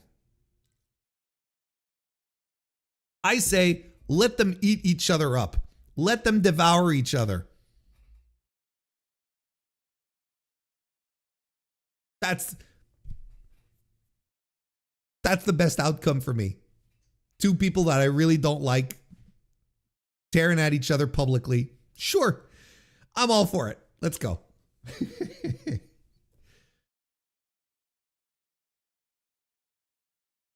Mlalde, nice to see you. Welcome to the chat. Hope I pronounced that correctly. We got footage of people arriving at the venue, but not Goldberg's retirement speech. See, proving my point. Proving my point. Exactly. We had lots of time to show all that kind of bullshit, but now we really didn't have time for any. Whoops, sorry, NBC cut us off. No. Triple H knew what his parameters were. He knew how much time he had to allot. What? Come on now. Let's. I don't buy the. I legitimately don't buy the. NBC, cut off the. That's not an excuse. That's not an excuse. It's as if to say, you're watching the final episode of The Sopranos, but you don't see the last 15 minutes because HBO cut it off, but you're like, it's ending at its usual time slot, and HBO has another show immediately after. It's just they shot too much footage. The episode was too long for the allotted time, right? It's all stupid. It's all stupid. Hey, that guy 64. Nice to see you. Welcome to the chat. Hope the wrestling training's going well, brother. Just joined the stream and I see Warren staring at Goldberg's dump truck of a behind. He'll never beat the allegations. Is this that's what you see? That's what I think this is a you problem, brother.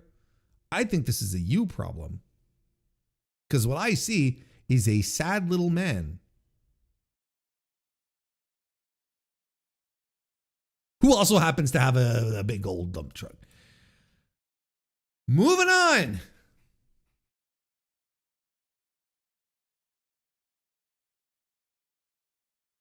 Hey, how do you know?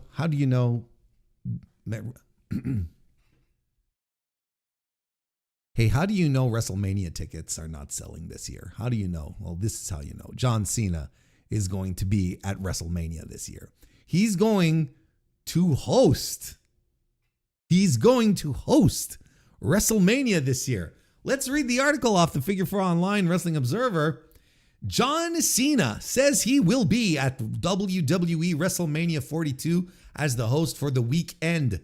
The recently retired WWE star. Good job there. I like snide little Roseanne Raphael. I feel like we like Roseanne Raphael. We like Josh Nason because he's a friend. But from the regular contributors there on the website, I feel like Roseanne's aggregation and writing articles is she always gets like a little snide little something in here. Kudos. The recently retired star posted a video on X from Hollywood. What's X from Hollywood? Oh, you mean, oh, sorry.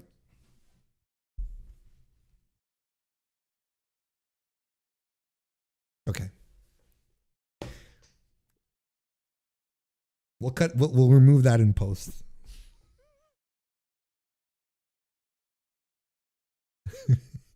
The recently retired WWE star posted a video on X from Hollywood where he is currently filming for a Netflix movie. He said that Las Vegas is in close proximity to where WrestleMania will be held. What?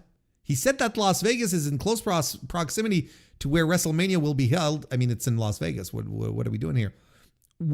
And since the show is in need of a host, it's a role he's looking forward to pursue. This is the Cena quote here. Retired life in the sun. I'm kidding. Check out the backdrop. I'm shooting a movie for Netflix called One Attempt Remaining, which you can see when it comes out. Wow. What? We can see the movie when it's released? Jeez, you can't stop progress. Entertainment comes in so many forms and shapes now. We can see a movie once it's out. Holy smokes. I'm also on the road, which is ironic because there's a road to WrestleMania going on and Hollywood is really close to Vegas. Oh, we messed up a bit. And Hollywood is really close to Vegas. Rumor around this time, is it really that close? Is it really that close? Well, it's 4 hours. It's not that bad, right? 4 hours is not that bad. I don't know if it's close, but it's not that bad. It's not that far away. Like if we're talking close, it'd be like, anyway. Rumor around this town is WrestleMania needs, oh, we said that. Okay, we read that.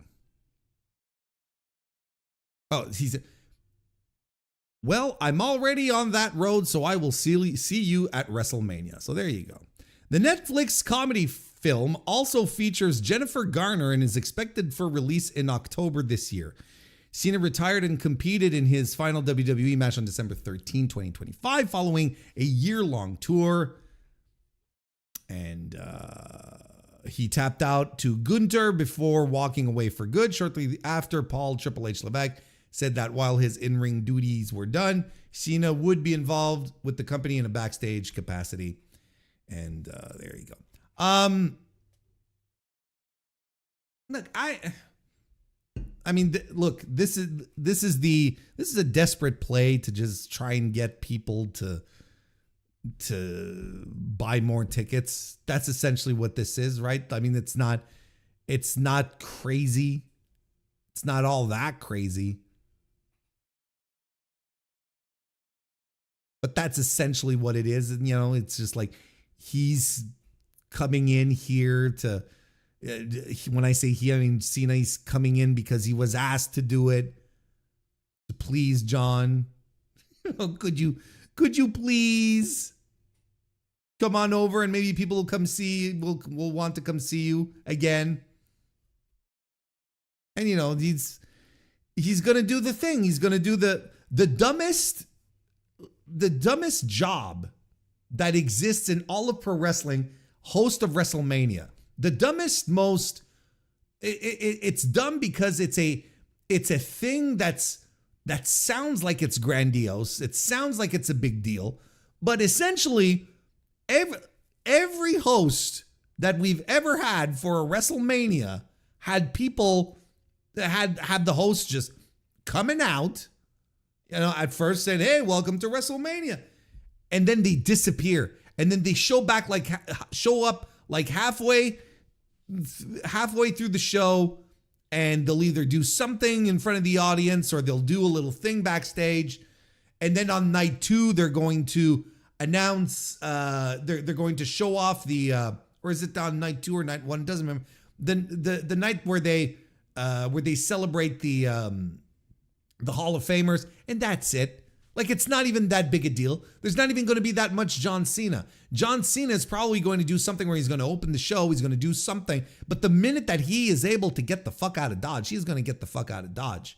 and he is going to have to, he's going to have to deal with the wrath of who was complaining about people leaving before the end. Who was complaining in WWE about wrestlers leaving before the end of the show? That they have their bags ready in Gorilla. Who was complaining about that? Because that's absolutely going to be John Cena. John Cena is going to be ready to leave. He's going to be hitting the bricks. It was not Bill Watts. This was recently, like over the past few days.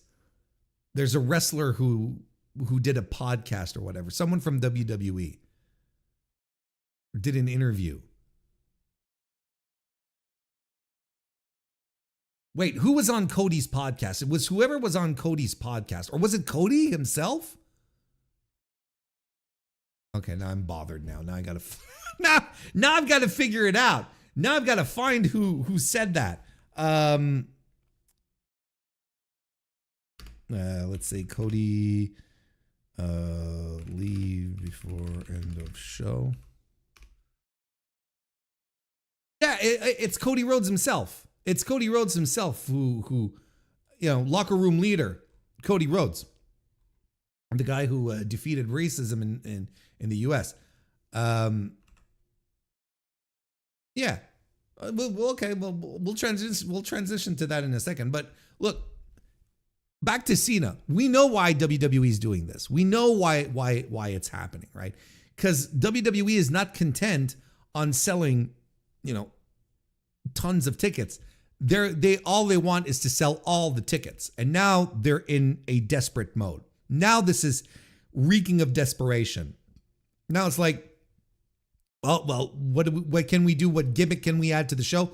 Let's bring back John Cena, who just retired.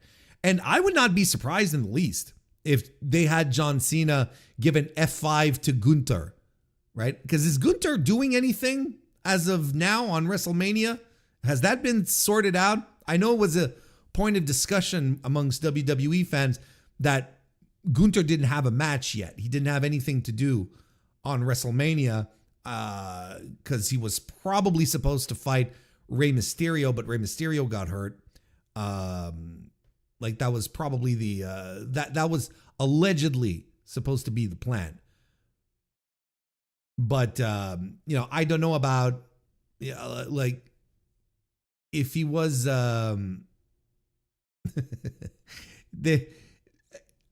if they don't have anything for Gunther to do, he'll probably come out, cut a heel promo, and then John Cena will come in and give an F5, not an F5, what does he call it? The attitude adjustment, the fuck you, the FU. He'll probably give that to old John Cena and to Gunther and then walk away. And sort of as a make do to the fans, right? Who are all very upset that he lost the match. A very good match that I enjoyed, by the way, Gunther, the retirement match against Gunther. I thought it was very good. But yeah, no, they're desperate now. And it's crazy to be desperate. This desperate when you have so many tickets sold. Like, it's crazy. It's bonkers. But that's the thing with TKO is they don't want money. They want all the money. They want it all. And look, maybe this will push a few more tickets. It'll be interesting to see. Maybe it'll generate some interest. I don't know why I'd pay a couple of $1,000 to go see John Cena, in the ring, not even wrestle, just like talk and say, "Hey, how you doing, WrestleMania? Woo!" And his catchphrase, "You can't see me," and then walk away or jog away, whatever.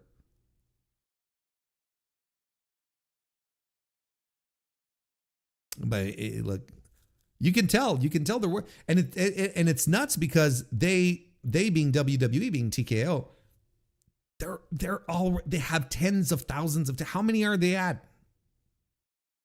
I don't even let me go see. I don't even know how many tickets they have. I don't even know how many tickets that they've distributed so far. See the tracker here.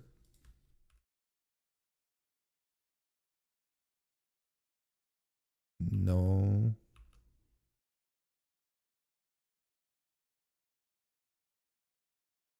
There's 20 events with the name WrestleMania on this. Oh my God.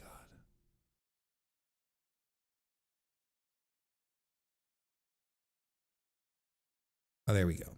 WrestleMania Saturday. Look, they've got 38,000 on Saturday, 39,000. They're just about to crack 40,000 on Sunday. And they're desperate.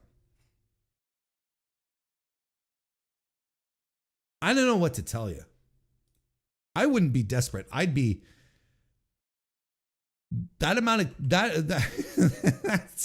that's a huge amount.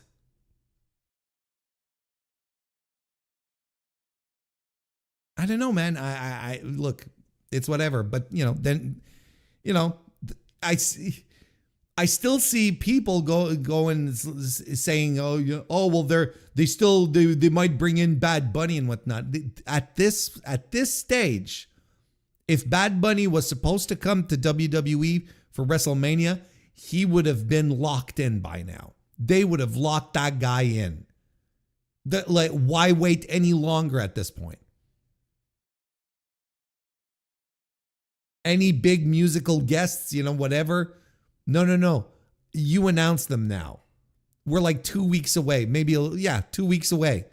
We're 2 weeks away from WrestleMania. No, you're not waiting any longer. If you've got Benito ready to go, you pull the trigger. You're like, okay, here he is. He's doing it. And watch it. He'll show up on Raw as we're talking about this. Anyway, but I know a lot of people are like, oh, he just recently retired and he's already back. Yeah, but that doesn't bother me. Like now he's a non-wrestler. He's a non-wrestler. He's not coming into. If he was coming in to have a match, then we could have a really pointy discussion here. But here it's like, no, he's coming in as a legend. He's coming in as a figure of World Wrestling Entertainment, a pillar. It's like when they used to do the old, when in trouble, pull glass for the Undertaker, right? Break glass for the Undertaker. Just say, doesn't bother me. That I don't care. He's just coming in to grab a microphone and talk and be charismatic and be John Cena. That's fine. He's not having a match.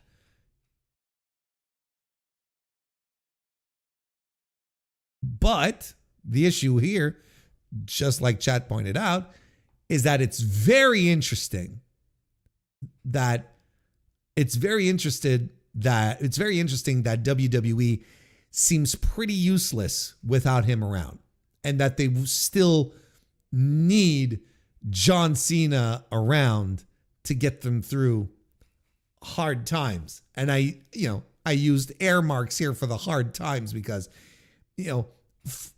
80,000 tickets for WrestleMania doesn't come across as hard times for me personally.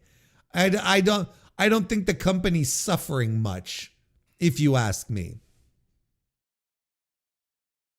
Also, it's in case of emergency, break glass. Thank you. I know. I'm terrible with the idioms these days. Anyway,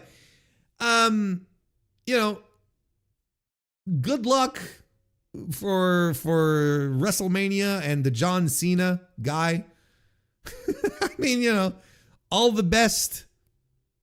All the best. Hope it turns out well for him. But look, I'll be curious to see if this moves any tickets, if there's any movement after this announcement. But I don't know why you'd buy it. I don't know why anyone who was undecided would suddenly go, oh yeah, John Cena's going to be there. I don't know why anyone would do that. particularly because he's not wrestling. I don't know why. But then again, this is the same audience that will spend $10,000 per person to ride a bus with Cody Rhodes. So, who am I to judge? Who am I to judge?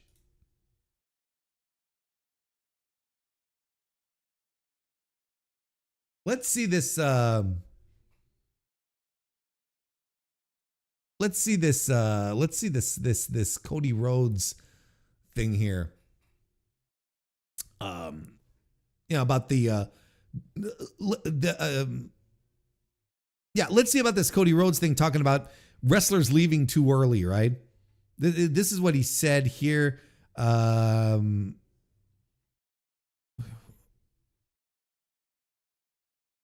Cody Rhodes speaks, the WWE locker room should listen. What? Why? The American Nightmare has pretty much seen it all in the world of professional wrestling. Cody Rhodes has been in every top wrestling locker room in the modern era, and has proven through his drive and hard work ethic that he knows what it takes to be on top of the industry. While Rhodes' mentality might be considered more old school than the younger generation, his thought process and advice should be listened to. What is this? Why is Matt Black like writing an essay and saying he is completely right? What is this? Anyway, this is what he said. This is what that's very weird. Wrestlers should listen, says, the takedown on SI writer Matt Black.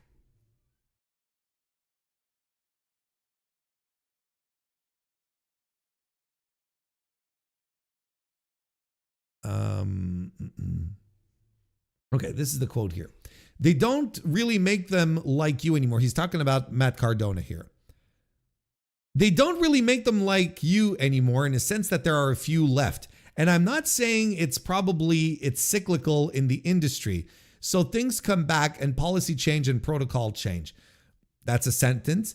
But you coined the term to me one time that I loved. You said, I'm going to go to the gym. I'm going to go tan.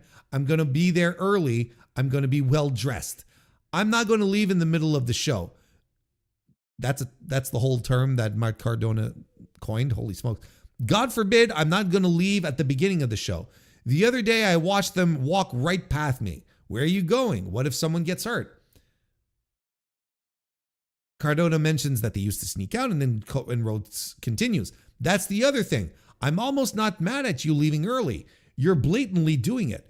Bro, bags by Gorilla while the last two matches go in. That's a classic. I get that. I'm still here, but I won't be, right? But just right in front of me? And then you ask, why are the same guys on WrestleMania? I'll tell you why. That's part of it.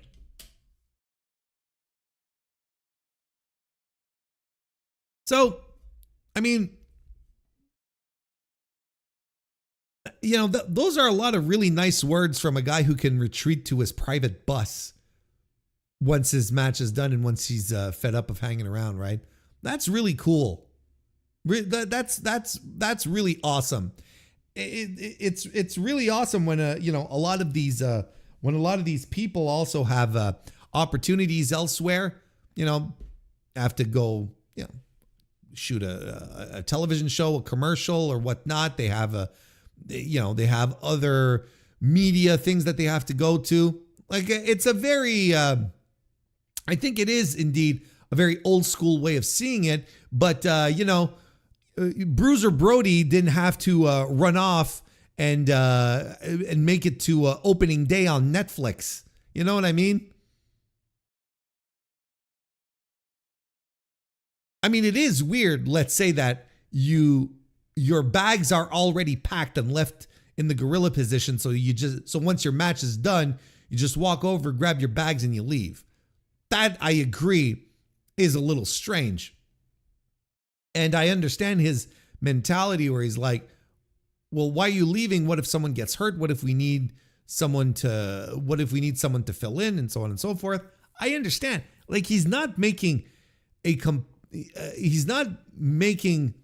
total nonsense.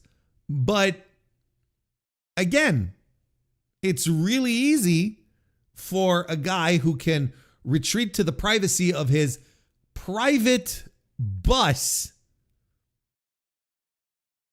to say these types of things. Was like, why are you leaving the venue? You know, Cody can say, I never left the venue. I was in my bus. My $10,000 a passenger bus. He commented on that too. I don't know who got to ask him about the, I think it was on Fightful. Hang on. Let me see if I can. I think I saw it on Fightful. Ah, come on, dude.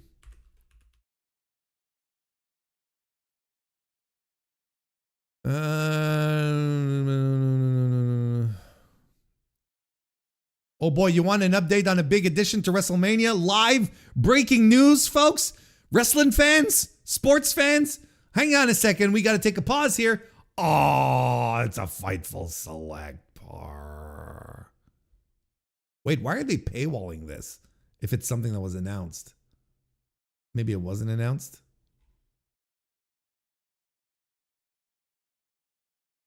Anyway. Let's see here.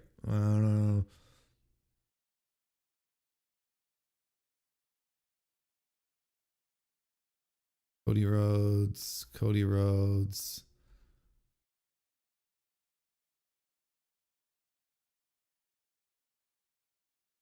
Oh, come on. My God. 2 Rhea Ripley articles. I mean, you're really milking it, boys. What are you doing here? Okay, here it is.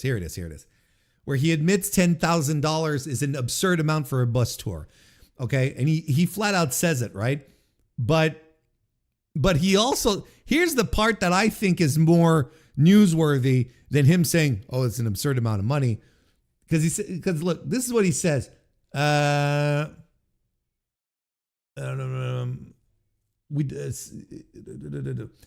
was on Busted Open on top of that. I like all the different takes on what it would take for me to spend that money to go on the bus tour.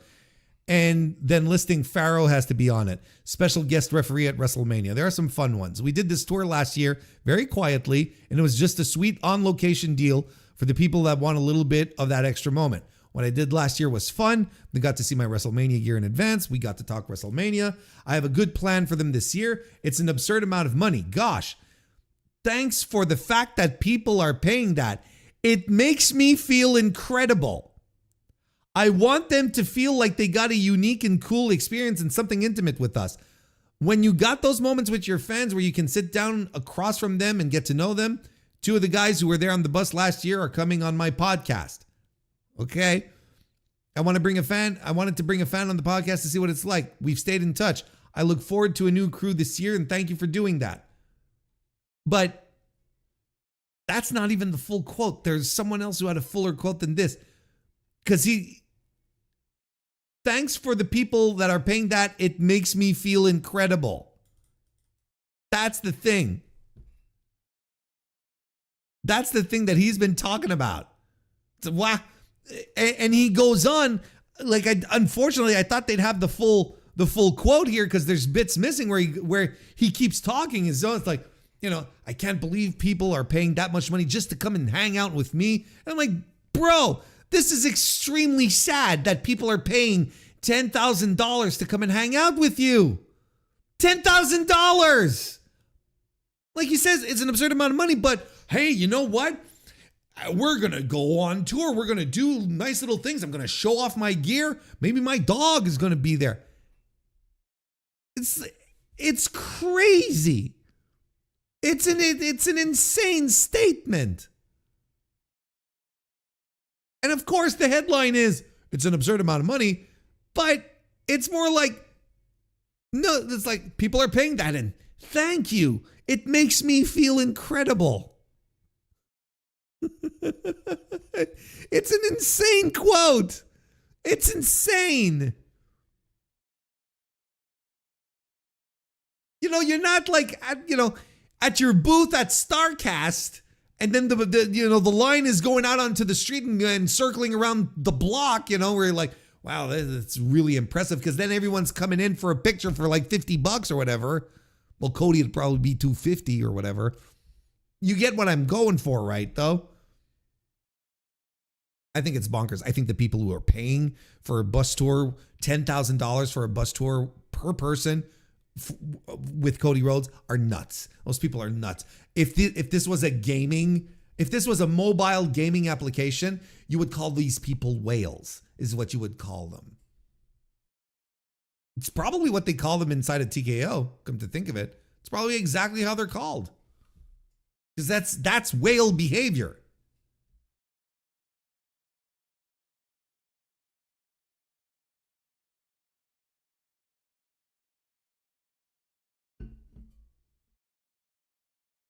PayPix is good too. I'm sure Pop the Chain will have a special time on Cody's bus. I am not foreseeing a collaboration between myself and Pop the Chain, but you never know what kind of crazy kooky paths life will take you down. WWE were so impressed by Cardona's work ethic and process that they fire him and took him 10 years to bring him back. Oh, that is so well put, Mike. That's I wish I had come up with that. God damn it. That is so good. And it is Cody just extolling his work ethic. You're such, you're into it. You're a pro. You're a pro's pro.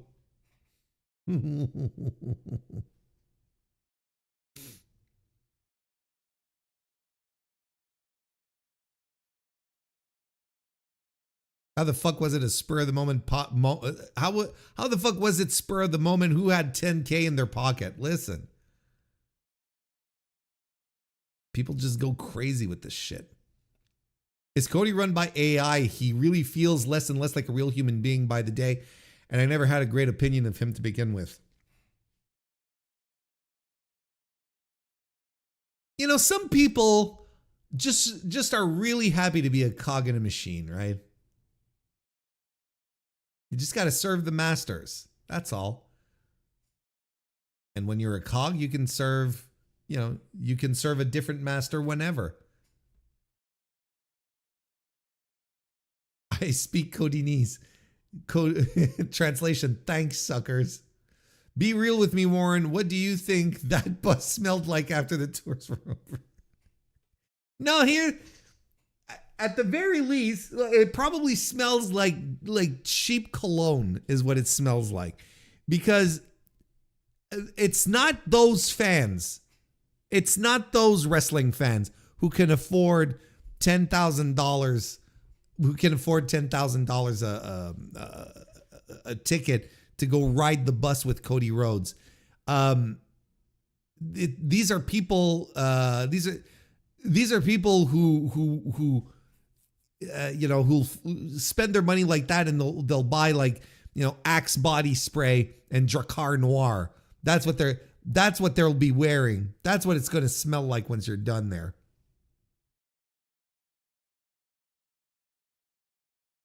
Hey JD, nice to see you. Welcome to the chat. Anytime I've seen Cody, be it on screen, interviews, often on BTE, he's always come across as such a phony blowout dork. Dude is insufferable. I mean, you're supposed to like him. He's a baby face. Brute cologne like real men. Yeah, exactly. We're getting the vibe here. That's how it smells like in that bus.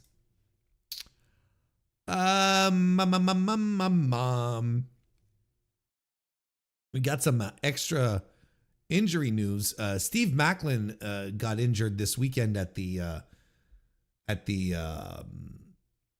TNA show. What was it? Sacrifice, I believe. But we got a positive update on it. Here, let's read the whole article here. Again, on the Figure 4 Online Observer. There is a positive update on Steve Macklin following an injury scare at TNA Sacrifice. The last main event of Friday's show was stopped early after Macklin was heard taking a super kick from Mike Santana. Later that night, Brian Alvarez reported that Macklin was up and walking backstage, though there were concerns he may have suffered a concussion. In an update on Saturday morning, John Alba of the TakedownOnSI.com reported that TNA president Carlos Silva confirmed that Macklin was sent to the hospital after the show, where he passed all medical evaluations and will have to cover his own bill. I mean, was not diagnosed with a concussion and was later cleared to return to his hotel, which TNA is not footing the bill for. Wait, no, that wasn't in it. Macklin is scheduled to wrestle in Windsor, Ontario, Canada on Saturday night as part of the MLP Uprising pay-per-view. It is unclear if he will still perform on the show. Spoiler alert.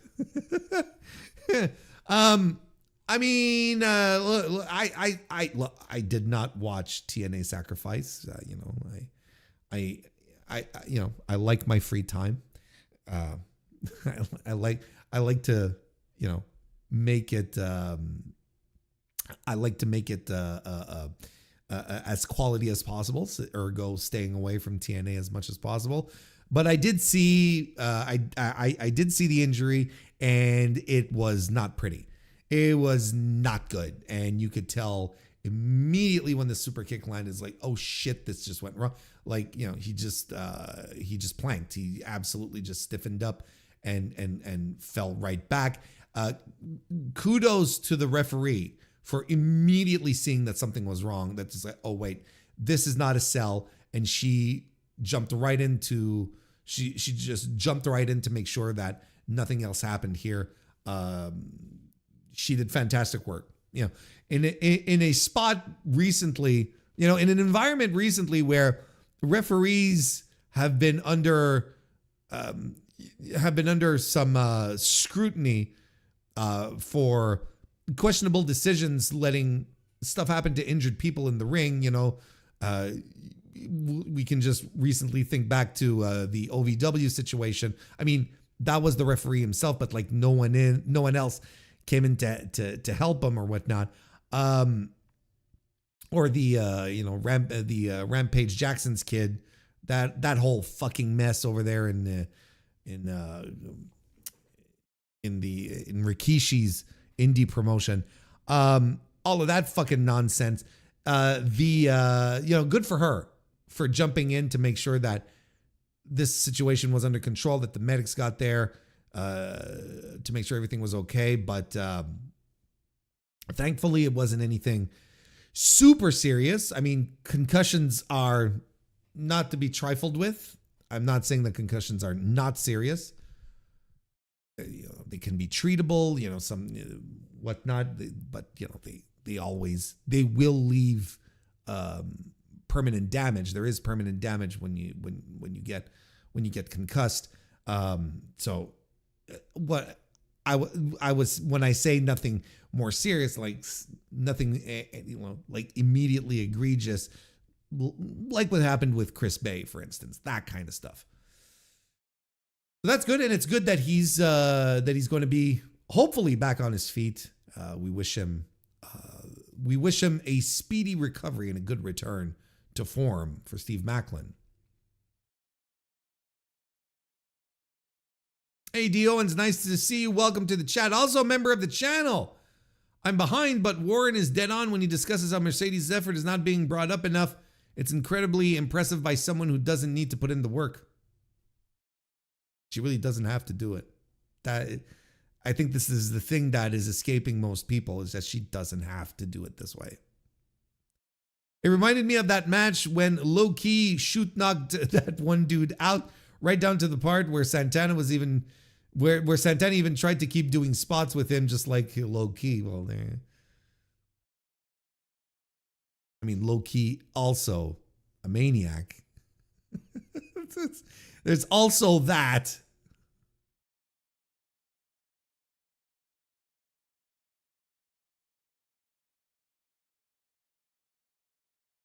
Talk about Carlos Silva crowing that Macklin didn't have a concussion. Yeah, it's like, oh, it's nothing serious, guys.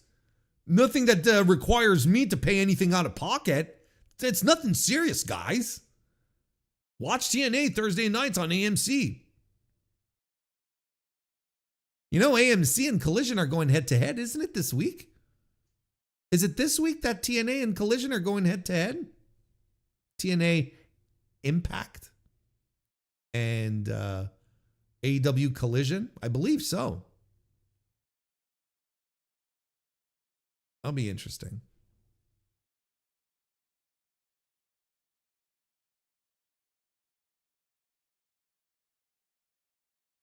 I talk about Santana posting a long thing but not saying sorry. I did not see his response. I did not see Santana's response. Not surprised that he didn't apologize. It's to keep the character, bro. It's kayfabe. Carlos could be the type of guy to just be like, why do I need to pay for your medical bills? Just take an aspirin, bro. Wait, if you're so hung up in hospital, why are you texting me? At least hour 2 of Collision will be going head to head with Impact. That's interesting. That'll be very interesting. Maple Leaf Pro Wrestling had a dual show this weekend. They had the Global Wars show with Ring of Honor, and then they had the MLP Uprising show the next day. I did not watch. I didn't watch I was barely interested by the Ring of Honor crossover show. Barely interested. And then when the whole card for Uprising came together, I was like, no. I'm good. I'm good. I'm passing. Especially when their main event got thrown out the window because Josh Alexander, who is MLP champion,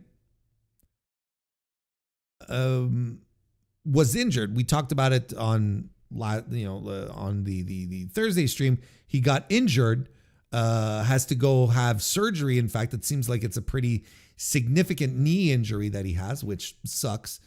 So he wasn't there to defend his title.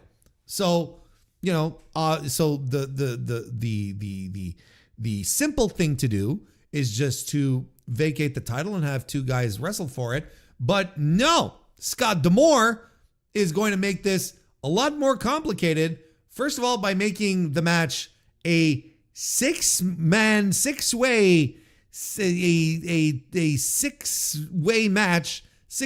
wrestling match with 6 men. And we're not vacating the title. We're not taking it off of old Josh here. No, we're having ourselves a good old-fashioned interim title, folks. And I have to ask the question. I have to wonder why Maple Leaf Pro needs an interim title for its world championship. Why do we need an interim title for Maple Leaf Professional Wrestling? I don't understand it. I don't get it.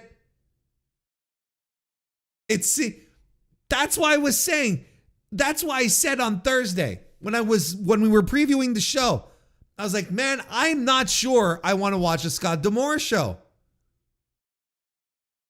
And my instincts were right. Because then you have the Good Brothers winning. No, it wasn't the Good Brothers. It was, but the Good Brothers were on the show.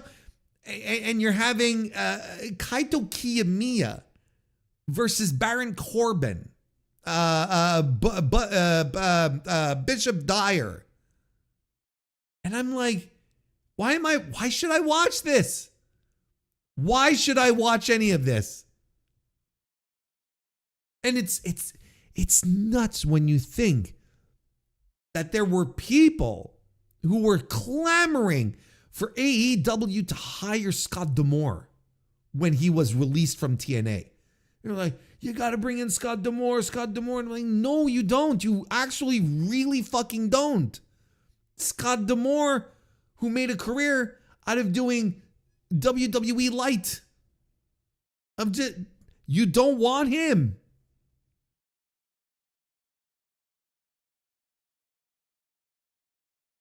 I mean, Jesus Christ. It's so exhausting. And now an interim title. I don't know why there's an interim title. I don't understand. I really don't understand. And Macklin was not there, right? I think Michael Oku took his spot. They had a lot of problems with Barbaro Cavanaro and Mascarada couldn't cross into Canada for some reason. I don't know. I guess this show was kind of snake bit. It was Jay Lethal who took his spot. Oku was already in it.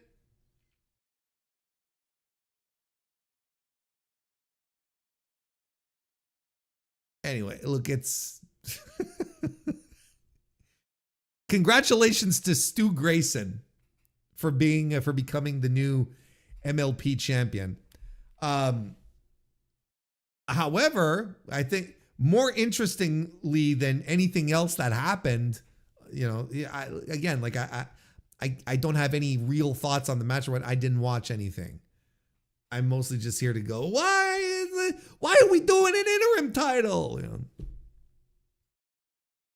Interesting bit of news that did come out of it, though, is that Scott D'Amore announced that Maple Leaf Pro was going to be broadcast on TSN in Canada, the sports network, which is one of the major sports networks here in the country.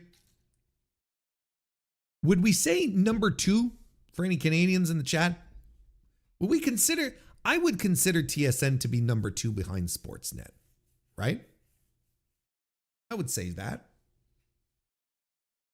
I mean, there was a time they were number 1. They were number 1 for a long time, but Sportsnet just came in and were hungrier. They were just hungrier. They had the hunger. And they just ate it all up. They were hungry. So the TSN was number 1 until Sportsnet got the NHL. There you go. I mean, Sportsnet number 1, TSN 2, APTN number 3. That's a Canadian joke, if I ever heard one. So yeah, I mean, look, is it going to be on TSN 1? Probably not. Is it going to be on TSN 2? I don't even know if it'd make TSN 2. Is it going to be on TSN 3? Or is it going to be like back in the day when TSN carried, or maybe they still do, right? But when they carried a Collision and Rampage, you could only watch it on the app. You can only watch it on the old TSN app. Is that going to be the thing? Because I've looked for, maybe there's been some new news. Gonna check real quick here.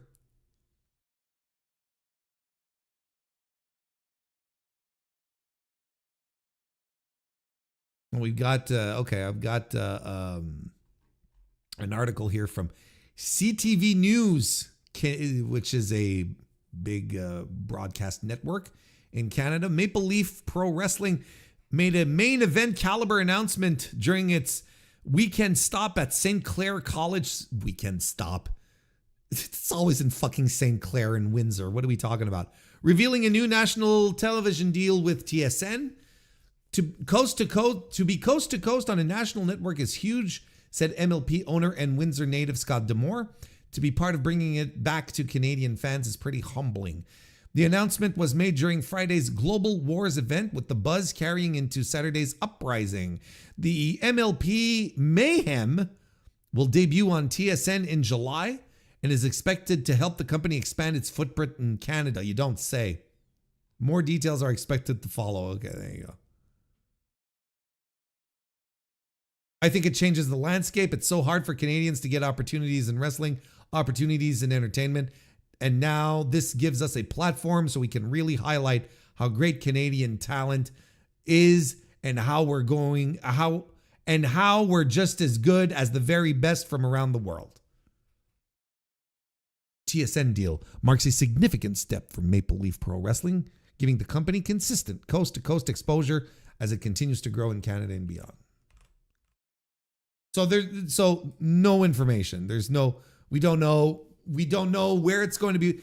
I would be shocked, folks, if it ends up on TSN 1, because TSN 1 is the network that, like, that's the station that broadcasts all the big stuff, all your legitimate sports.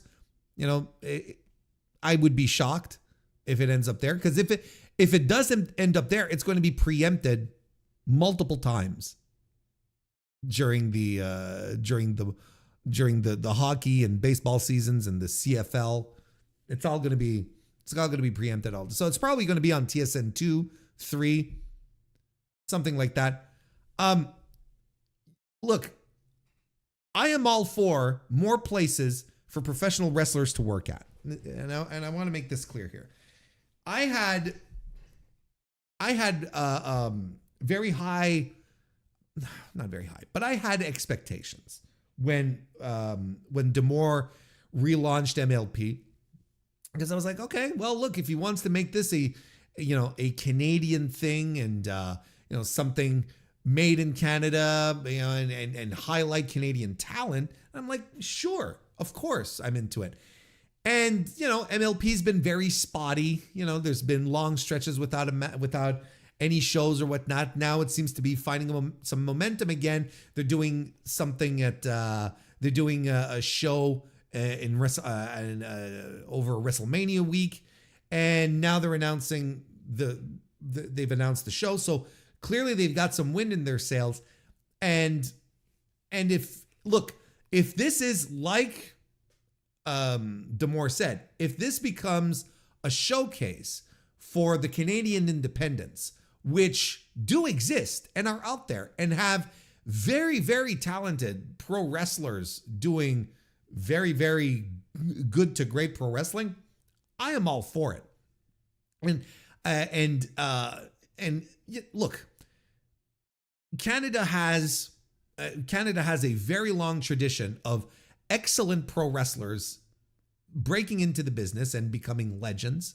It's not as if Canada is new to this, but I think there is room for it to grow more, other than just a couple of spotty indies.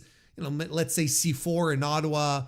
Let's say I don't even know if Smash Wrestling still runs out of Toronto, and you've got Winnipeg Pro, I guess, and the Edmonton Love Wrestling and whatnot. But it's few, and you got NSPW here in Quebec City, and you've got you've got smatterings of indies. And I think it would be good to have I think it would be good for the Canadian ecosystem to have a target that Canadian indie wrestlers can seek to aspire to, right? Now, if the shows are filled like this graphic here of mostly guys from established promotions in the United States and elsewhere, or high level US indie acts, or Michael Oku, who's well established name in the UK, then it's like, well, then it's beside the purpose. Now we're defeating the purpose of having a Maple Leaf Pro, right? I'm not suddenly turning around and saying, oh, well, this is going to be our next Stampede Wrestling. It's not necessarily what I mean. And talent is talent. You can develop it any way you want. I don't mind if talent occasionally comes in from outside of Canada to work these shows or become regulars or whatnot. It doesn't bother me in the least. The point is that ultimately is that this is another place for pro wrestlers to work, another place for pro wrestlers to get paid. And in this case here, if it is an interesting TV deal and not something where they get squirreled away on the app, I think it's very, very curious that no details have been released at all I think that's a big red flag right there. But nonetheless, like if it is a proper broadcast that happens, well, then it's more exposure for these guys. And, you know, I don't think any of them are going to say, oh, MLP is my dream and this is where I hit the limit. No, they'll probably use this to move on and try to break into the big American promotions. They'll probably, you know, AEW, WWE. It's all interconnected on that front. You know, it's like, I honestly don't mind another promotion being part of the ecosystem. We'll just see how successful it is. And I'll probably give it a shot. And knowing that it's Scott D'Amore, there's a very fair chance it's gonna irritate me to no end. Because it's going to be Scott D'Amore booking. It's going to be his vision. It's going to be unfettered. I'm going to You could make much worse picks for a world champion than Stu Grayson. Quite honestly, let's be real here. For world champion, you know, your top champion. I don't know if the MLP title is a world championship, but you know. I don't know. Look, judgment to be reserved. Once we get the details, once we know what's up, what kind of distribution they will be getting. Because saying, "Oh yeah, I'm on TSN" sounds really, really hot and fancy. Until you realize maybe that, oh yeah, we're on the TSN app. You know, then it's like, oh, that sucks a little more. And then on top of that, what kind of roster they're going to get. And that's also critical here. Like who are going to be regulars on this roster? That's all. That's going to be a significant thing moving forward as well. You know, we are going to need a group of people to anchor these shows. You won't be able to have, you know, Ricochet in on every match. You know what I mean? Maybe you'll be able to get Rich Swann in, but you get my point. You won't be, well, I say you won't be able to get the Good Brothers, but they're tag team champions. I was about to say you might not be able to get Bishop Dyer, but what's Baron Corbin doing these days that's better than this? You know, it's like, that's all I'm saying. I'm reserving judgment for later, but the fact that they're making the announcement, talking to the press, and they are giving zero details, that should be a huge red flag right out the gate for anyone listening to this. You know what? Make this the North American Osaka Pro and I'll be happy. You know what I mean? Like that's a kind of niche that could be filled. I don't have a problem with this. If they're going to have weekly programming, all the more power to it. I'm not taking a stance, not taking an uninformed stance. That guy's 64. This is not one of those channels.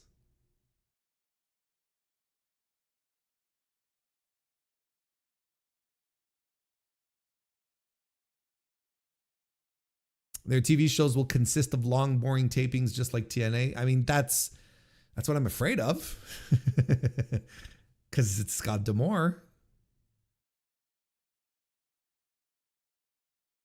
I despise Sportsnet. They're pretty hack. TSN is much better. TSN, I believe, is the official broadcaster of the Steel Motorsports. What do they call it? What are they called? The lumberjack competitions from Steel, you know, STIHL. Those things fucking rock. Those things rule. Yeah, TSN Plus only. That's what I'm thinking. TSN's app is hot garbage. I hope the deal helps them grow. I'd love to see them tour. I'd go to a show if they came to the East Coast. Yeah, same. I'd go. I'd go in a flash, but you know, knowing Scott, if Scott essentially duplicates the TNA format, well, instead of being based in Nashville, they're going to be based in Windsor, and they're going to be shooting out of St. Clair's forever. You know, that'll be the thing. I'm rooting for MLP. I really am. We'll give him the old. We'll give him the benefit of the doubt. I mean, I would really like it to work out. I really do. And there's a lot of benefits to the business. Now, is it going to be any good?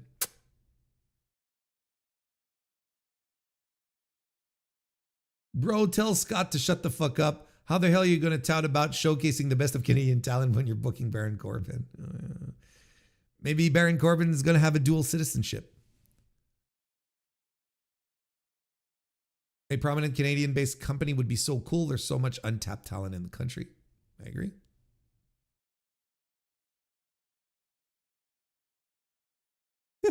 I'm actively rooting against MLP, and I can't remember why they pissed me off when they first launched. Now I can't remember why I'm mad.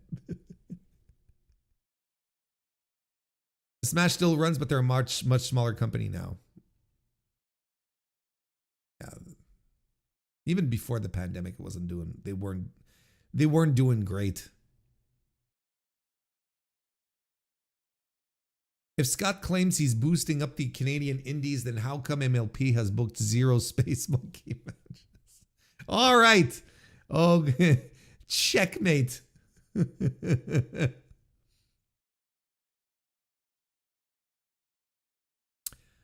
Good Brothers dropped the tag belts on night 2. See, that's how plugged in I am to the world of Maple Leaf Pro. People who aren't in the know don't have a clue what Osaka Pro is. Brother, people who aren't in the know don't know what MLP is either.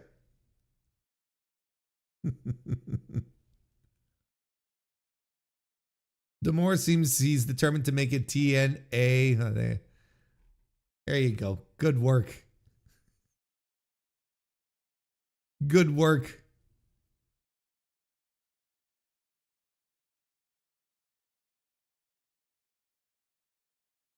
MLP barely exists, TV deal or no. It's not like they have any talent to exclusive contracts or the wherewithal to. I get what you're meaning, even though I can't read it. I understand what you mean. Yeah, I mean the roster is going to be an issue. The roster is going to be an issue. That's for sure.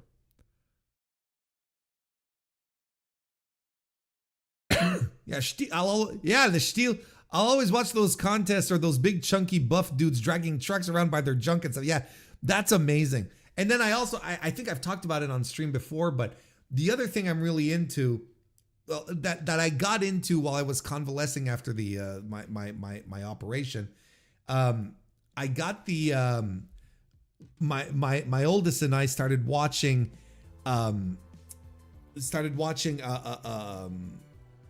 shit, what's the word I'm looking for? Lifts. Fuck.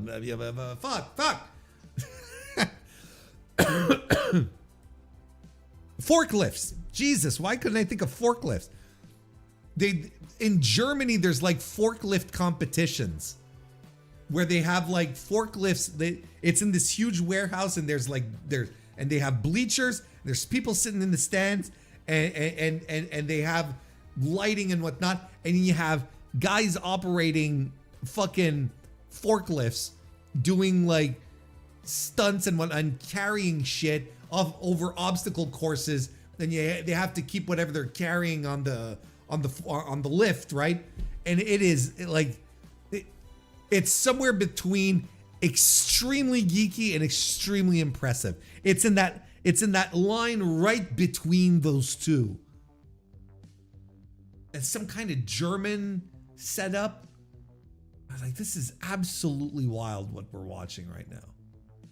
Those were good times when I was coming back from the dead. Good times. And these were good times. This Monday night stream. Don't you think this was a good time? I thought it was a good time. We enjoyed ourselves tremendously. And we will be back on Thursday to do another live stream. Why? Because we love more good times. Streams equal good times. It's tremendous. I hope you all have a great rest of your week. That being said, come back. On Thursday, we are going to preview New Japan Pro Wrestling Sakura Genesis.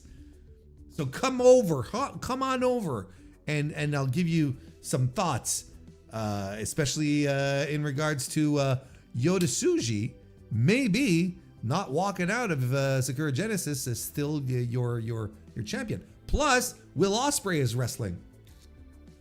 Will Ospreay is wrestling this weekend at Sakura Genesis as well. So it's going to be a very interesting show. It's going to be a very, very interesting show. So if you like this stream, and some of you have, thank you very much. Well, you can expect the same on Thursday. There you go. In the meantime, the Mr. Warren Hayes show will be released tomorrow, Wednesday, excuse me, and Thursday, of course. The Dynamite review. Folks, have a great few days. Hope you have a continued good start to your week. Thank you for showing up. And I'll see you next time.